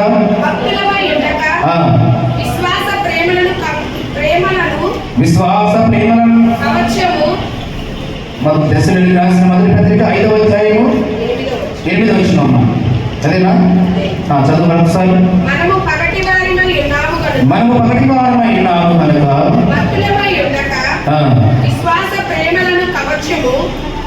రక్షణ నిరీక్షణ శిరస్త్రాణము ధరించుకుందాము. ఎందుకనగా మన ప్రభు అయిన యేసుక్రీస్తు ద్వారా రక్షణ పొందుటకే దేవుడు మనలను నియమించును గాని ఉగ్రత పాల్పడకు నియమించలేదు.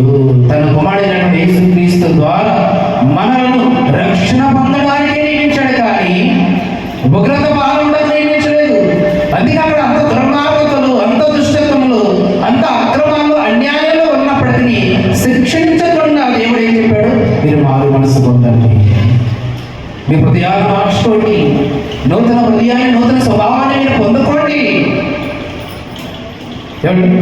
అది యేసుక్రీస్తు ద్వారా, కుమారుడైన క్రీస్తు ద్వారా అనుగ్రహించిన కొరకై, ఈ రక్షణ భాగ్యాన్ని మనం అనుగ్రహించిన కొరకై, తన కుమారుడైన యేసుక్రీస్తు ద్వారా మన రక్షణ పొందడికే మనం ఇచ్చాడు కానీ ఉగ్రత మొదటి రాకడలో ఇది, మొదటి రాకడలో ఇది. అదే రెండవ రాకడ వరకు కూడా అలాంటి పరిస్థితులను మనం ఉంటే రక్షించడానికి వచ్చిన ఆ క్రీస్తే శిక్షిస్తాడు. అప్పటికి మారు మనసు పొందకపోతే, అప్పటికి మీరు పరివర్తన చెందకపోతే, తండ్రి ప్రేమలు కలిగి మన పట్ల ప్రేమను వెల్లడపరచి మీరు బ్రతకండి అయ్యా, మారు మనసు పొందే ఉండండి, అదే నాకు సంతోషం అంటున్నాడు.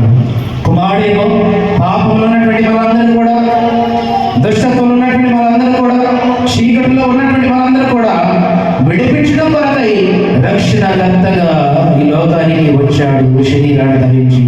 మరి పరిశుద్ధాత్మ దేవుడు ఏం చేస్తున్నాడు మన పట్ల? పరిశుద్ధాత్మ దేవుడు మన పట్ల ఏం చేస్తున్నాడు? తండ్రి ఏమో ప్రేమ చూపించాడు మన పట్ల, కుమారుడేమో మన వరకు తన జీవితాన్ని, తన శరీరాన్ని త్యాగం చేసి దుష్టత్వం నుండి, పాపం నుండి మనల్ని విడిపించి మనకు రక్షణ భాగ్యాన్ని అనుగ్రహించాడు.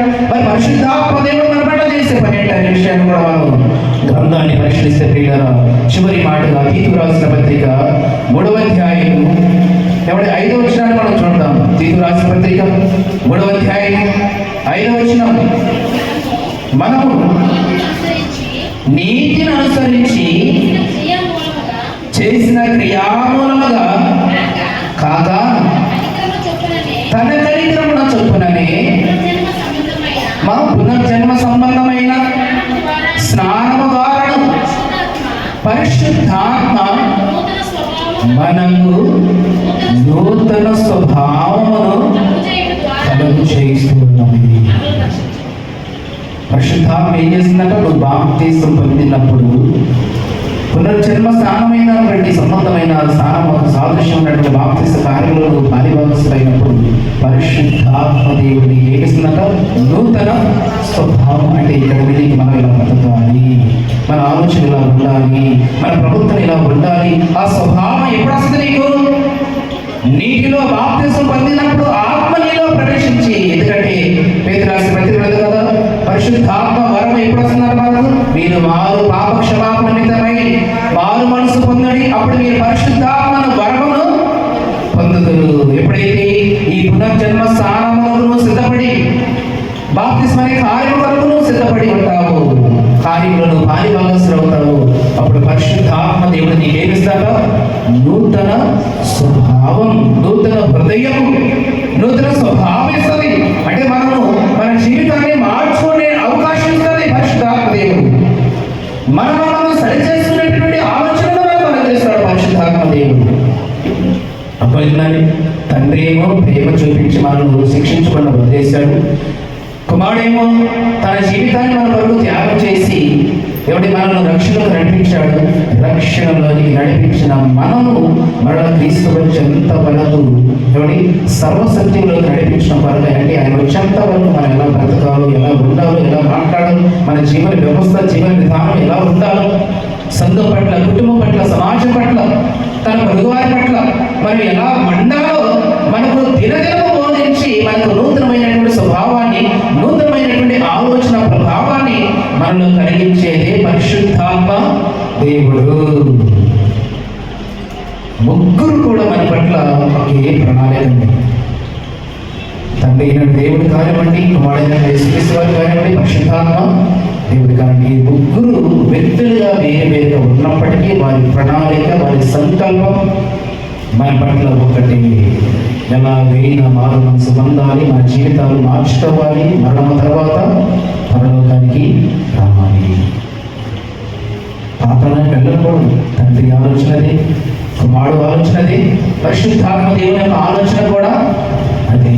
అందుకే యేసుక్రీస్తు వారు పరలోకానికి వెళ్ళిపోతూ నేను మీ కొరకు వేరొక ఆదరణకర్తను పంపిస్తానని చెప్పుతూ తన శిష్యులతో చెప్పినటువంటి మాట మత్తయి సువార్త 28వ అధ్యాయం చివరి మాట. మత్తయి సువార్త 28:18-20 ఏమి చెప్పాడు అక్కడ? ముగ్గురిని మెన్షన్ చేస్తూ అక్కడ ఏమన్నాడు? అయితే యేసు వారి యొద్దకు వచ్చి పరలోకమందును భూమి మీదను నాకు సర్వాధికారం ఇవ్వబడి ఉన్నది, కాబట్టి మీరు వెళ్ళి సమస్త జనులను శిష్యునిగా చేయుడి. ఏమన్నాడు ఇక్కడ? జాగ్రత్త ఈ మాట మీరు వినండి. ఏమన్నాడు? తండ్రి యొక్కయు కుమారుని యొక్కయు పరిశుద్ధాత్మ యొక్క నామములో మీరు బాప్తిస్మీయండి. తండ్రి, కుమార, పరిశుద్ధాత్మ ముగ్గురు. కాబట్టి వారి ముగ్గురు ప్రణాళిక, వారి ముగ్గురు సంకల్పం, వారి ముగ్గురు యొక్క ఆలోచన విధానం. అందుకే ముగ్గురిని తెలియపరచమన్నాడు. తండ్రి ఉన్నాడని చెప్పండి, కుమారుడు ఉన్నాడని చెప్పండి, పరిశుద్ధాత్మ దేవుడు కూడా ఉన్నాడని చెప్పండి. మీరు ముగ్గురిని జ్ఞాపకం చేసి వారికి బాప్తిస్మం ఇవ్వండి. మీరు ముగ్గురిని ఉన్నారని తెలియపరచే వారికి ఏమన్నాడు? అందుకే సేవకులు కూడా సంఘాన్ని దీవిస్తున్నప్పుడు, ఆశీర్వదిస్తున్నప్పుడు ఏమంటాడు? తండ్రి యొక్కయు కుమారుని యొక్కయు పరిశుద్ధాత్మ. తండ్రి ప్రేమ కనబడుతుంది, యేసుక్రీస్తు వారి కృప మనకు కనబడుతుంది, పరిశుద్ధాత్మ సహవాసం ఆయన వచ్చేంత వరకు మనల్ని భక్తి జీవితంలో నిలబెట్టేవాడే పరిశుద్ధాత్మ దేవుడు. కొన్ని పత్రికలు అదే కదా మనం చూద్దాం. పత్రిక పాఠ్యభాగం ఎవరి చివరి మాట పౌలు గారు తెలియవలసి ఎవరు అక్కడ? కొద్ది రాసిన పత్రిక చివరి మాట 14 పరిశుద్ధులందరూ మీకు వందనములు చెప్పుచున్నారు. ప్రభువైన యేసుక్రీస్తు కృపయు, పరిపూర్ణమైన యేసుక్రీస్తు కృపయు, దేవుని ప్రేమ అంటే దేవుడు ఎవరన్నా? తండ్రి. దేవుని ప్రేమయు పరిశుద్ధాత్మ సహవాసము. ప్రభువైన యేసుక్రీస్తు వారి కృపయు, తండ్రి దేవుని యొక్క ప్రేమయు, పరిశుద్ధాత్మ సహవాసము మీ అందరికీ. తండ్రి, కుమారుడు, పరిశుద్ధాత్మ ఈ ముగ్గురు యొక్క ప్రాముఖ్యత మనకు అర్థం అవ్వకపోతే క్రైస్తవ జీవితము వ్యర్థమని అడగడం వ్యర్థమే. తండ్రి మన పట్ల చేసిన ప్రేమేంటో, ఆయన యొక్క క్రియ ఏంటో, యేసుక్రీస్తు వారు మన కొరకు చేసిన త్యాగం ఏంటో, సమర్పణ ఏంటో, వీరిద్దరితో పాటు పరిశుద్ధాత్మ దేవుడు భక్తి జీవితంలో ఉన్నటువంటి మనకు ఏ విధంగా సహాయపడుతున్నాడు, ఏ విధంగా మనల్ని నిలబెడుతున్నాడు, భక్తి జీవితంలో ఏ విధంగా మనల్ని ధైర్యపరుస్తున్నాడు, ఏ విధంగా వాక్య మర్మాలను మనకు తెలియపరుస్తున్నాడు. తండ్రి, కుమార, పరిశుద్ధాత్మ ఈ సహవాసం, పరిశుద్ధాత్మతో నీ సహవాసం లేకపోతే క్రైస్తవ జీవితంలో వృద్ధి చెందలేవు. వాక్యం నీకు అర్థం అవ్వదు, వాక్య మర్మాలు నీకు బోధపడదు. అందుకే సేవకులు కుటుంబాన్నైనా సంఘాన్నైనా దీవించేటప్పుడు ముగ్గురిని జ్ఞాపకం చేస్తాడు. తండ్రి అయిన దేవుని ప్రేమ, కుమారుడైన యేసుక్రీస్తు వారి కృప, పరిశుద్ధాత్మ సహవాసం. పౌలు గారు అదే ఆ సంఘానికి తెలియపరుస్తున్న ముగ్గురు ఉన్నారు, నమ్మండి, ముగ్గురు నామాలు బాప్తిసం పొందండి. అక్కడ శిష్యులు కూడా అదే చెప్పింది, మీరు లోకంలోకి వెళ్ళండి, నేను తండ్రి అయితే వెళ్ళిపోతున్నా, మీరు లోకంలోకి వెళ్ళండి. ఎలా ఇస్తారు బాప్తిసం? తండ్రి ఉన్నాడని చెప్పండి, కుమారుడు కూడా ఉన్నాడని చెప్పండి, ఆయన ఏం చేశాడో చెప్పండి. తర్వాత పరిశుద్ధాత్మ దేవుని యొక్క ప్రభావం కూడా మీ పట్ల ఎలా ఉంటుందో చెప్పండి. అలా చెప్పి తండ్రి, కుమార, పరిశుద్ధాత్మ నామములు మీరు బాప్తిసమివ్వండి. అదే త్రిత్వము. ఏమండి? ముగ్గురు కలిసి మన పట్ల జరిగిస్తున్న ప్రణాళిక, ముగ్గురు కలిసి మన పట్ల చేస్తున్నటువంటి సంకల్పమే త్రిత్వ పండుగ ఆరాధన. ఈరోజు మనం జ్ఞాపకం చేసుకుంటే వారు ముగ్గురు కూడా మన పట్ల వారి వారు క్రియలను, వారి వారి ధర్మాన్ని వారు పనులు మన పట్ల జరిగిస్తూ ఉన్నాము. ఇప్పటికీ మరి మాట వింటున్నటువంటి నీవు, ఈ సందేశాన్ని వింటున్నటువంటి నీవు మరి ఇప్పటికైనా దేవుని ప్రేమను ఎవరి నిర్లక్ష్యం చేయక తన కుమారుడు మనం మనకిస్తున్నటువంటి రక్షణ భాగ్యాన్ని పొందుకొని పరిశుద్ధాత్మ సహవాసములు మరి జీవితాన్ని కుటుంబాన్ని నిలబెట్టుకోవాలని ఆశ ఇప్పటికైనా మీకు ఉండాలి.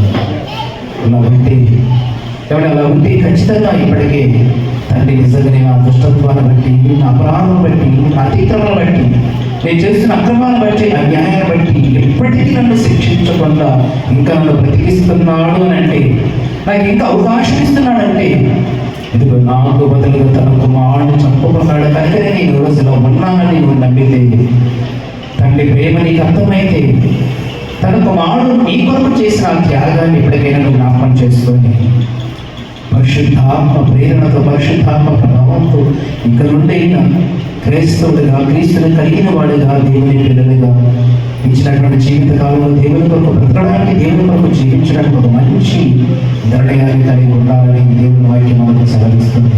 రేపు ఏమి సంభవించిన మీకు తెలియదు. మీ జీవం ఏ పాటికి అంతలో కనబడేంతలో మాయమయ్యే ఆ వీరి బట్టేది. మరి వారి ముగ్గురు మన పట్ల అంత ప్రేమ కలిగి ఎన్ని కార్యక్రమాలు జరిగిస్తే మరి ఎందుకంటే జీవించే కాలాన్ని, జీవితాన్ని ఎంత వ్యక్తంగా మనం ఆశామాషయం వదిలేస్తున్నాం. ఎందుకు నిర్లక్ష్యంగా ఉంటున్నాం? ఏ పాపం లేకపోయినా మన వరకు చనిపోయాడు కదా, మరి ఆయన త్యాగం గుర్తునవ్వట్లేదా? ఆయన చేసిన సమర్పణ గుర్తునవ్వట్లేదా?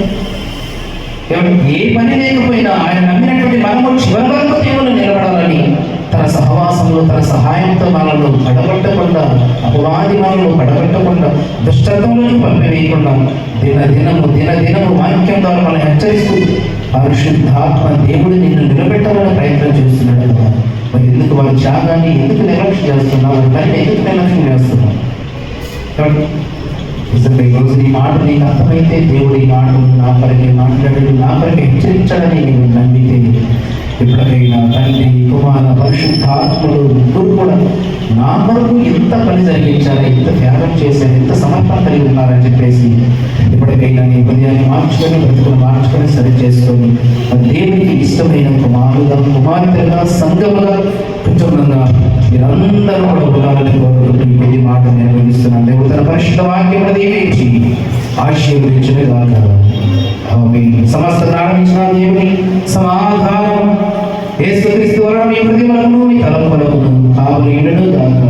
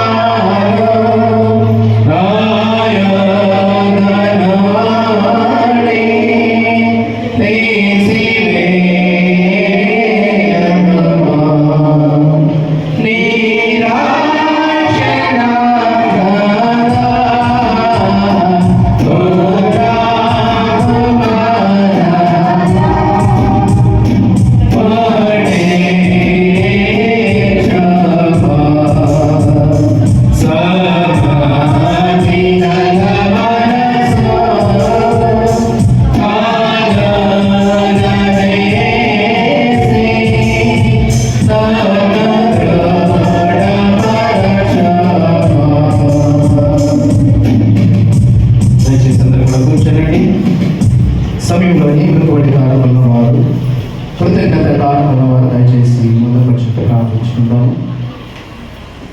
అమ్మ ఎవరైనా వెనుకబడి కాలంలో, కృతజ్ఞత కాలంలో వారు దయచేసి ముందుకు రావాలని మనం చేస్తూ ఉన్నాం. రండి, మీరు ఉన్నట్లయితే దయచేసి ముందుకు రండి. ప్రార్థన చేసుకొని మరి సంఘ కానుకల సేవను జరిగించుకుందాము.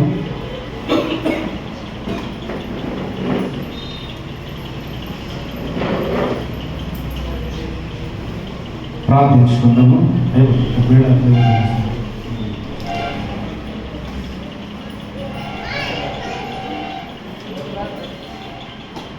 ప్రార్థన చేసుకున్న తలలు వచ్చింది. మహాపరిశుద్ధుడ, కృప కలిగిన మా తండ్రి, ప్రేమ కలిగిన మా దేవ, మహోన్నతుడైన కొందరునైనా దాసరాలు సరిధానములు నిలబడినది తండ్రి. బిడ్డల జీవితాలను చేసిన మేళ వచ్చి ఆశ్చర్యకారణ వచ్చినైనా బిడ్డల కృతజ్ఞత జీవితం కలిగినదై ప్రేమించి తనకిచ్చిన సమృద్ధిలోని శ్రేష్టమైన భాగాన్ని మీ సన్నిధానంలో రూపులు విప్పి ఉండగా అర్పణలు మీరు దీవించండి. 30 60 100 ఫలింపచేయండి. ఇక కుటుంబాలను బిడలను ఆయన మీ వరకు దాచబడిన పరలోక సంబంధమైన దీవులను అనుగ్రహించండి. అలాగనే తండ్రి మీ చిత్తమైతే కుటుంబం అంతా ఇప్పుడు రక్షణ వాక్యములు పొందుకొని క్రీస్తు రక్షకుగా స్వీకరించిన ఆయన పరిశుద్ధుల సహవాసములు, ఉన్నతమైన రాజ్య నివాసములు ఆ కుటుంబాన్ని వారి బిడ్డలు కూడా ఆయన సమకూర్చమని ప్రార్థిస్తూ ఉన్నాం. తండ్రి వారికి నీ కుటుంబానికి కలిగిన పరలోక సంబంధమైన దీవెనలు సమృద్ధిని నిర్ణయించమని క్రీస్తు యేసు వారి పేట ప్రార్థించని వేడుకుంటున్నాము తండ్రి. ఆమె తండ్రి, కుమార, పరిశుద్ధాత్మ త్రియేక దేవుని దీవెన సదాకాలం కుటుంబాలకు బిడ్డలకు మీకన కలిగిన సమస్తములకు తోడై నడిపించుగాక. ఆమేన్. సమయంలోని సంఘ కానుకల శ్వేతను ధరించుకుందాము. మా అర్పణ కీర్తన పాడుతూ ఉండగా హేమలత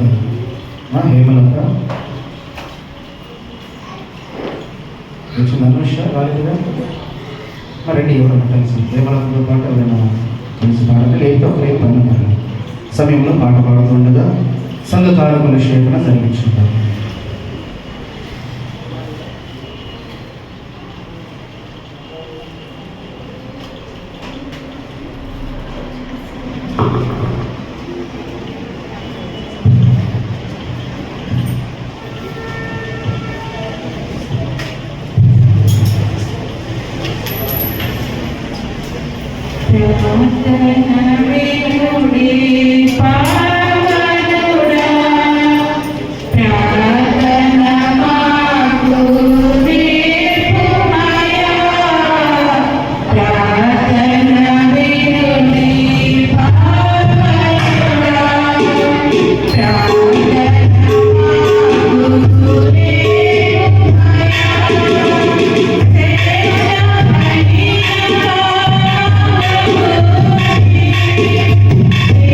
Yeah.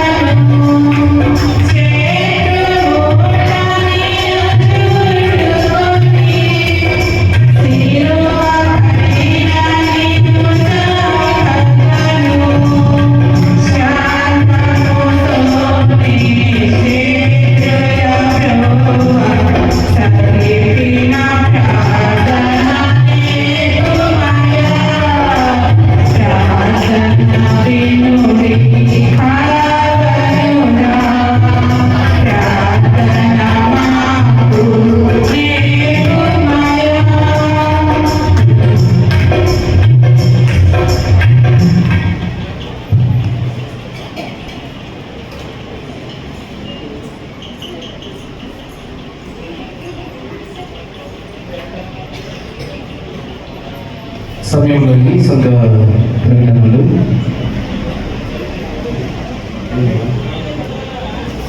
వీళ్ళగా గమనించండి. సమయంలో సంఘ ప్రకటనలు తెలియపరుస్తున్నాను. వచ్చే ఆదివారం జూన్ మాసంలో మొదటి ఆదివారము సంస్కారం ఆదివారంగా నియమించబడుతుంది. దయచేసి విషయం గమనించండి. వచ్చే ఆదివారం మొదటి ఆదివారం కనుక పరిశుద్ధ దేవాలయంలో సంస్కార ఆరాధన జరిగించబడుతుంది. మన విషయాన్ని గమనించి మీరందరూ కూడా సకాలంలో సిద్ధపడి ప్రభు సన్నిధికి రావాలని మనం చేస్తూ ఉన్నాము. సంస్కారం కొరకు మన ప్రియులు దేవుని దాసులు కొమ్మ వాజీ గారి జ్ఞాపకార్థమై వారి కుమార్తె ఇందిరా గారు పిసిసి మెంబర్ వారి కుటుంబం నుండి రిటైర్ అక్షరాస్యం కొరకు సంస్కారం కొరకు వారు సిద్ధపడుతున్నారు కనుక వారికి ఇచ్చినటువంటి మంచి ఆలోచన బట్టి దేవుడు వారి కుటుంబాన్ని దీవించాలని కోరుకుంటూ పరిశుద్ధ సంస్కార ఆరాధనలో మీరందరూ కూడా పాలిభాగస్సు అవ్వాలని ప్రేమతో మేందరూ కూడా మనం చేస్తూ ఉన్నాము. రెండవదిగా ప్రియులారా, మరి మీ అందరికీ కూడా మరి విషయాన్ని తెలియపరుస్తున్నాను.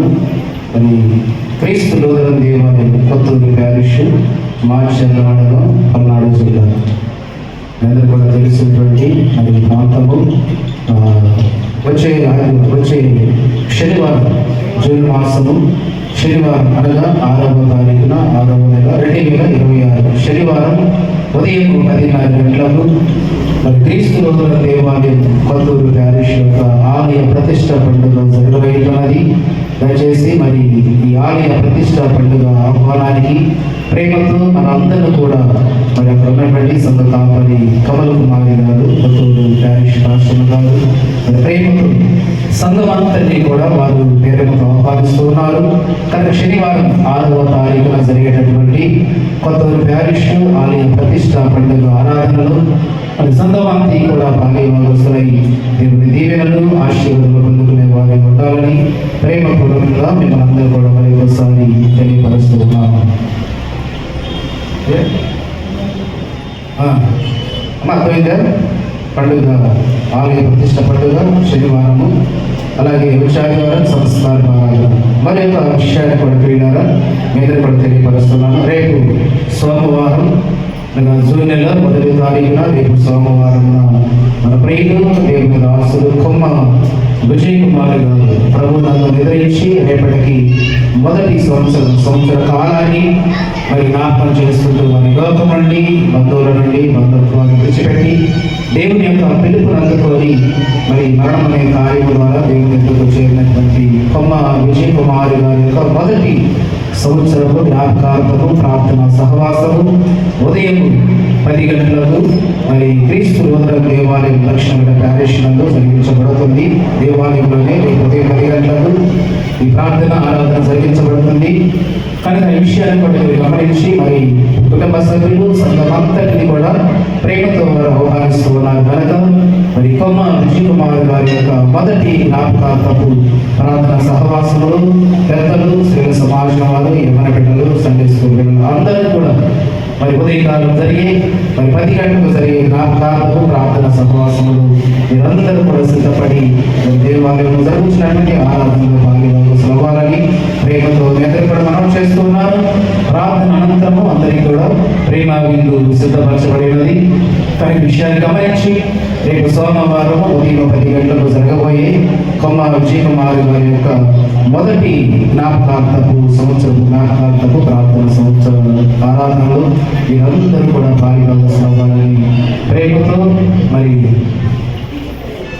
కుటుంబ సభ్యులు ప్రేమతో మనలను ఆహ్వానిస్తున్నారు కనుక ఈ విషయాన్ని గమనించి మీరందరూ సిద్ధపడి ఉదయ కాలంలో జరిగే ప్రార్థన సహవాసంలో భాగ్యవంతులు అవ్వాలని ప్రేమతో మీ అందరికీ కూడా మనం చేస్తూ ఉన్నాం.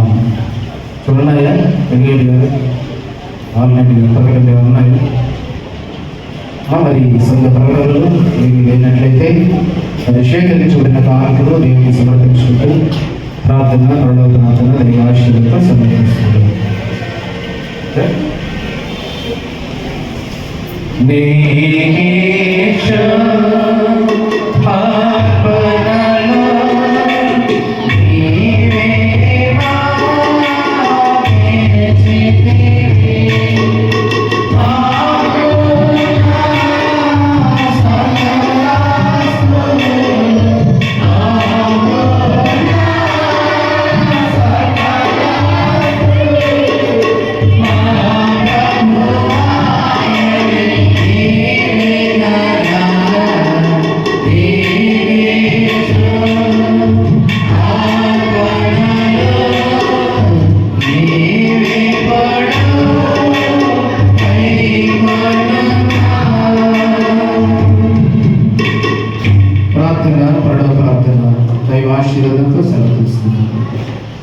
మహాపరిశుద్ధుల కృప కలిగిన మా తండ్రి, ప్రేమ కలిగిన మా దేవ మహోన్నతుగా మీ కొందరు చెల్లిస్తున్నాను నాయన. తండ్రి, మీ ఉన్నతమైన ప్రేమను బట్టి గతించిపోయిన పరిశుద్ధ ఆదివారం నుండి మరి వారం వరకు మీ పిల్లలమైన మమ్మలను రేఖల చాటున మొదలుపరచి వారమంతయు క్షేమాన్ని మంచి ఆరోగ్యం సమకూర్చి ఈ సన్నిధానంలో మమ్మల్ని అందరూ కూడా సంగముగా సిద్ధపరిచినందుకు వందనాలు చెల్లించుకుంటూ ఉన్నాము. ఇంతవరకు కూడానైనా పాటల ద్వారా, ఆరాధన ద్వారా, వాక్యము ద్వారా మీ నామాన్ని మెరుగుపరిచినందుకు మీకు కృతజ్ఞత ఆస్తుతులు చెల్లించుకుంటూ ఉన్నాం. త్రిత్వ పండుగ ఆరాధనలు తండ్రి, మరి త్రిత్వాలకు ఉన్నటువంటి నిర్వచనం ఆయన తండ్రి, కుమారుడు, పరిశుద్ధాత్మ దేవుడు మరి ఎప్పటి నుండి ఉన్నారు నాయన, వారు మా పట్ల జరిగిస్తున్న కార్యక్రమాలు ఏంటో మరి ఈ రోజున మీ వాక్యాన్ని బట్టి ఆయన క్లుప్తంగా మేము నేర్చుకున్నందుకు మీకు వందనాలు చెల్లించుకుంటూ ఉన్నాం. తండ్రి, మా పట్ల ప్రేమ చూపిస్తూ ఉంటే కుమారుడు మమ్మలను ఆయన దుష్టత్వం నుండి విడిపించడం కొరకై తన దేహాన్ని, తన జీవితాన్ని త్యాగం చేశాడు. ఎవరైతే ఈ విశ్వాసాన్ని నమ్ముతారో కానీ ఆ విశ్వాసాన్ని ఆయన ఎవరైతే అంగీకరిస్తారో మా పట్ల వారి వారి ప్రణాళిక చొప్పున వారి సంకల్పాన్ని మా పట్ల నెరవేరుస్తూ మమ్మలను ఆయన ఎప్పటికైనా ఈ జీవితం ముగించే లోపల ఆయన సత్యాన్ని స్వీకరించి యేసుక్రీస్తు వారిని నమ్ముకొని తండ్రి ప్రేమను బట్టి ఆయన మేమందరం కూడా ఆయన మరి మా వరకు సిద్ధపరచబడిన పరలోకాన్ని స్వతంత్రించుకోవాలని, తిరిగి మరలా రాజ్యానికి రావాలని వారి ముగ్గురు కూడా ఆయన మా పట్ల చూపిస్తున్న దేవుడు శాంతం బట్టి కూడా మీకు ఆచరించుకుంటూ ఉన్నాం. అయినటువంటి దేవుడు మా పట్ల జరిగిస్తున్న కార్యాలు ఇప్పటికైనా మేము జ్ఞాపకం చేసుకుంటే మారు మనసు పొంది దుష్టత్వాన్ని విడిచిపెట్టి, అక్రమాలను విడిచిపెట్టి, అన్యాయాన్ని విడిచిపెట్టి నైనా మేమందరం కూడా నైనా దుర్మార్గమును విడిచిపెట్టి తండ్రి చూపించిన ప్రేమను బట్టి కుమారుడు ద్వారా రక్షణ భాగ్యాన్ని పొందుకున్నటువంటి రక్షణను చివరి వరకు కొనసాగడానికి, చివరి వరకు ఆయన నెరవేర్చడానికి పరిశుద్ధాత్మ దేవుని యొక్క సహాయం బట్టి మేమందరం కూడా మీ రాజ్యానికి, మీరున్న లోకానికి రావడానికి కూడా మేము దీవించమని ప్రార్థిస్తూ ఆయా రంగాలు వచ్చిన వారి కుటుంబ జీవనోపాధి కొరకు వారి సామర్థ్యం కొలదినైన వారి శక్తిని బట్టి వారు చేసిన ఉద్యోగ కార్యక్రమాలను, వ్యాపారాలను, వ్యవసాయ పనిపాట్లలో ఆయన సొంత ఫ్యాక్టరీ పనులు పెడుతున్నాడు, సొంత షాపులు బట్టి నాయన వారి చేతి పనులు బట్టి ప్రతి కష్టాన్ని కూడా మీరు ఆశీర్వదించడం ఆయన బిడ్డల అవసరంలో తీర్చుకోవడం కొరకై, వారి కుటుంబాన్ని పోషించడం కొరకై వారు చేస్తున్న ప్రతి పనిని కూడా ఆయన జ్ఞాపకం చేసుకొని మీరు ఆశీర్వదించి వృద్ధి చేయమని ప్రార్థిస్తున్న సహాయం చేయండి.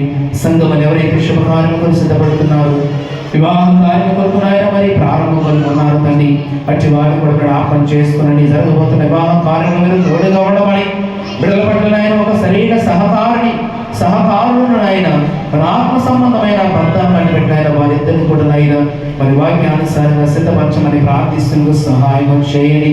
ఆయన అలాగే తండ్రి మరి గర్భఫలం లేక నిలబడలేదు జ్ఞాపకం చేస్తున్నారు, అట్టి వారిని కూడా జ్ఞాపకం చేస్తున్నది. గర్భఫలం ఏవావచ్చు బహుమానం సెలవిచ్చారు తండ్రి కనుక మీ చిత్తమైతే వారి జీవిత కాలంలో కూడా గొప్ప కార్యాన్ని కలిగించి వారి పట్ల ఉన్న నిందను మీరు తీసివేయమని ప్రార్థిస్తున్న సహాయం చేయండి. బాలింతలను, గర్భిణీ స్త్రీలను, చంటి బిడ్డలు కూడా దీవించి ఆశీర్వదించండి. వారికి కావాల్సినటువంటి లక్ష్యమేమాని ఆరోగ్యమును, ఆయుష్ను మీ సన్నిధానంలో బట్టి మీ కృప బట్టి బిడ్డల జీవితాలను నడిగించమని ప్రార్థిస్తున్నాం. సంఘములు ఇంకెవరైతే నైనా మరి దుష్టత్వాన్ని విడిచిపెట్టలేక, దుర్మార్గాన్ని విడిచిపెట్టలేకనైనా, మారు మనసు అనుభవం లేక దేవుడు ఇచ్చిన కాలాన్ని వ్యర్థంగా గడుపుతూ చీకటిలో బ్రతుకుతున్నారు, అట్టి వారిని కూడా నాయన మీకు ఇష్టమైతే, మీ చిత్తమైతే మీ వాక్య ప్రభావం వాళ్ళని ప్రవేశింపచేసి వారిని కూడా నాయన మారు మనస్సులో వైపు తండ్రి వారి ఆలోచనలు మళ్లించుకునే విధంగా, వారి జీవితాన్ని నిలబెట్టిన విధంగా, వాక్యమందు వారి జీవితాన్ని నాయన నిర్మాణం కలిగించే విధంగా బిడ్డలు జ్ఞాపకం చేసుకున్నాను. ఎందుకంటే ఎవరు కూడా నశించడం మీకు ఇష్టం లేదు, అంతటను అందరూ మారు మనసు పొందాలని ఇంకను మా పట్ల మీరు దీర్ఘ శాంతము కలిగి ఉన్నారు. లేకపోతే అయినా మా దుర్మార్గతను బట్టి, మా క్రమాలను బట్టి శిక్షకు గురి కావలసిన మమ్మలను మీ ప్రేమను బట్టి నాయన ఆ శిక్షకు మాకు బదులుగా మీ కుమారుడి మీద అనుగ్రహించారు. మీ కుమారుడు రక్షణను మాకు అనుగ్రహించి ఉన్నాడు. తద్వారా కనుక నాయన సత్యాన్ని స్వీకరించిన ప్రతి ఒక్కరూ తండ్రి జీవితాన్ని బట్టి నాయన పరిపూర్ణమైనటువంటి వాక్యపు దశలో వారు వృద్ధి చెంది నిత్యత్వంలో సంపాదించుకోవడం ఆయన వారి మారు మన సంఘం ద్వారా పునర్జన్మ సంబంధమైన స్థానము ద్వారా క్రీస్తు సంఘములో సభ్యులుగా ప్రవేశించే ధన్యతను మీరు అనుగ్రహించమని ప్రార్థిస్తున్న సహాయం చేయండి. మా సంఘ డెలిగేట్ గారి కుటుంబాన్ని జ్ఞాపకం చేసుకునండి. డెలిగేట్గా చున్నాను కూడా జ్ఞాపకం చేసుకుని ప్రార్థిస్తున్నాం. పిసిసి మెంబర్లను, సంఘ పెద్దలను, సంఘ ట్రెజరర్ గారిని, ఆర్గనైజర్ గారిని, వారి కుటుంబాలనైనా ప్రేమించి వారికి ఇచ్చినటువంటి బాధ్యతను నాయన వారు చక్కగా శక్తి లోపం లేకుండా ఈ సంఘ పట్ల జరిగించడానికి ఈ బిడ్డలను నాయన్ని ఆత్మతో నింపమని ప్రార్థిస్తున్నాం. వారికి కూడా మంచి ఆరోగ్యమును, బలమును, శక్తిని మీరు అనుగ్రహించిన వారి కుటుంబాలు కూడా నాయన మరి కుటుంబాలు వారికి నాయన బిడ్డలతో, భార్యతో, భర్తతో కుటుంబాలు వారిగా తండ్రి నేను నాయించి వారు మరి యెహోవాను సన్నిధించమని యెహోషువ భక్తులు సెలవించిన విధంగా వారు కూడా నాయన కుటుంబాలతో కలిసి మీ సన్నిధానం రావడానికి కృప దయచేయమని ప్రార్థిస్తున్న సహాయం చేయండి. మా దేశ నాయకులను, రాష్ట్ర నాయకులను దీవించండి. ప్రజలు ప్రేమించి వారికి ఇచ్చినటువంటి అధికారాన్ని వినియోగపరచగా ప్రజల క్షేమాభివృద్ధి కొరకునైనా వారి పట్ల మంచి కార్యక్రమాలు జరిగించడానికి రాజులకు, అధికారులకు, నాయకులకు మంచి జ్ఞానమును, తెలివిని, వివేచనని అడిగించమని ప్రార్థిస్తున్నాం. మా సంఘపు సరిహద్దులను విస్తరింప చేయండి. ఈ సంఘమునైనా వాక్యమందు ప్రతిష్ఠించబడిన సంఘముగా ఉండాలి. పెళ్లికి ఆడు వరకు సిద్ధపడిన వధువు సంఘము వలెనైనా సత్క్రియలనే అలంకరణ చేత అలంకరించుకున్నటువంటి సంఘముగా సిద్ధపడి ఉండడానికి మీ వాక్యమందు ప్రతిష్ఠించమని ప్రార్థిస్తున్న సహాయం చేయండి. సంఘములు ఎవరైతే అనారోగ్యంగా ఉన్నారు, వ్యాధిగ్రస్తులు అయినారు, బలహీనంగా ఉన్నారు, అటు వారు కూడా మీరు బలపరచండి, స్వస్థపరచండి, క్షేమాన్ని అనుగ్రహించండి. ఆ కార్యం ద్వారా వారు కూడా వారి క్రీస్తును పరిపూర్ణంగా స్వీకరించడానికి వారి పట్ల మీ కార్యములు అనుగ్రహించమని ప్రార్థిస్తున్న సహాయం చేయండి. అలాగే తండ్రి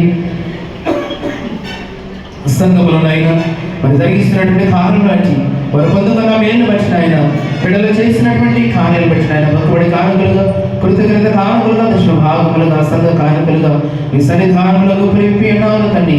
ఆ కానుకలను అర్పణలను స్వీకరించండి. గొప్పదంతులు, అరవదంతులు, నూరంతులు ఫలింపచేసి మీ సేవలు, మీ పరిచయలో ఆయన వాడమన్నట్లు కృప దయచేయమని ప్రార్థిస్తూ సహాయం చేయండి.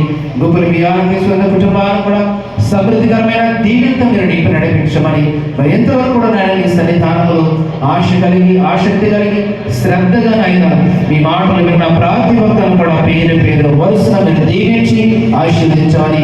వారి ఉద్దేశం, వారి ఆలోచన, వారి తలంపులనైనా, వారి మరణం, వారి విజ్ఞాపనలైనా మరి కన్న తండ్రిగా ఏ సహాయాన్ని కోరుకుంటున్నారు, ఎలాంటి విషయాల్లో విడుదల కావాలని కోరుకుంటున్నారు, ఎలాంటి విషయాల్లో సమాధానం కావాలని ఆయన బిడ్డలు మీ వైపు చూసి ఆయన నిరీక్షణతో మేము అడుగుతున్నారు. అటు కార్యములన్నీ కూడా నాయన మీ పిల్లల పట్ల మేలుకరంగా, దీవెనకరంగా, ఆశీర్వాదకరంగా, సమాధానకరంగా, సంతోషకరంగా మీరే మార్చి ఈ పరిశుద్ధ త్రిత్వ పండుగ ఆదివారపు ఆరాధనలు పారిభాగస్తులైన ప్రార్థి భక్తులను కూడా నాయన పరలోక సంబంధమైన దీవెనగా నింపి నడిపించమని మా ప్రభువును రక్షకుడైన యేసుక్రీస్తు వారి ఉన్నతమైన నామాన్ని బట్టి ప్రార్థించి అడిగి వేడుకుంటున్నాము తండ్రి. ఆమేన్. పరలోకమందున్న మా తండ్రి, మీ నామము పరిశుద్ధపరచబడును గాక, మీ రాజ్యం వచ్చును గాక, మీ చిత్తము పరలోకమందు నెరవేర్చినట్టు భూమి నెరవేరును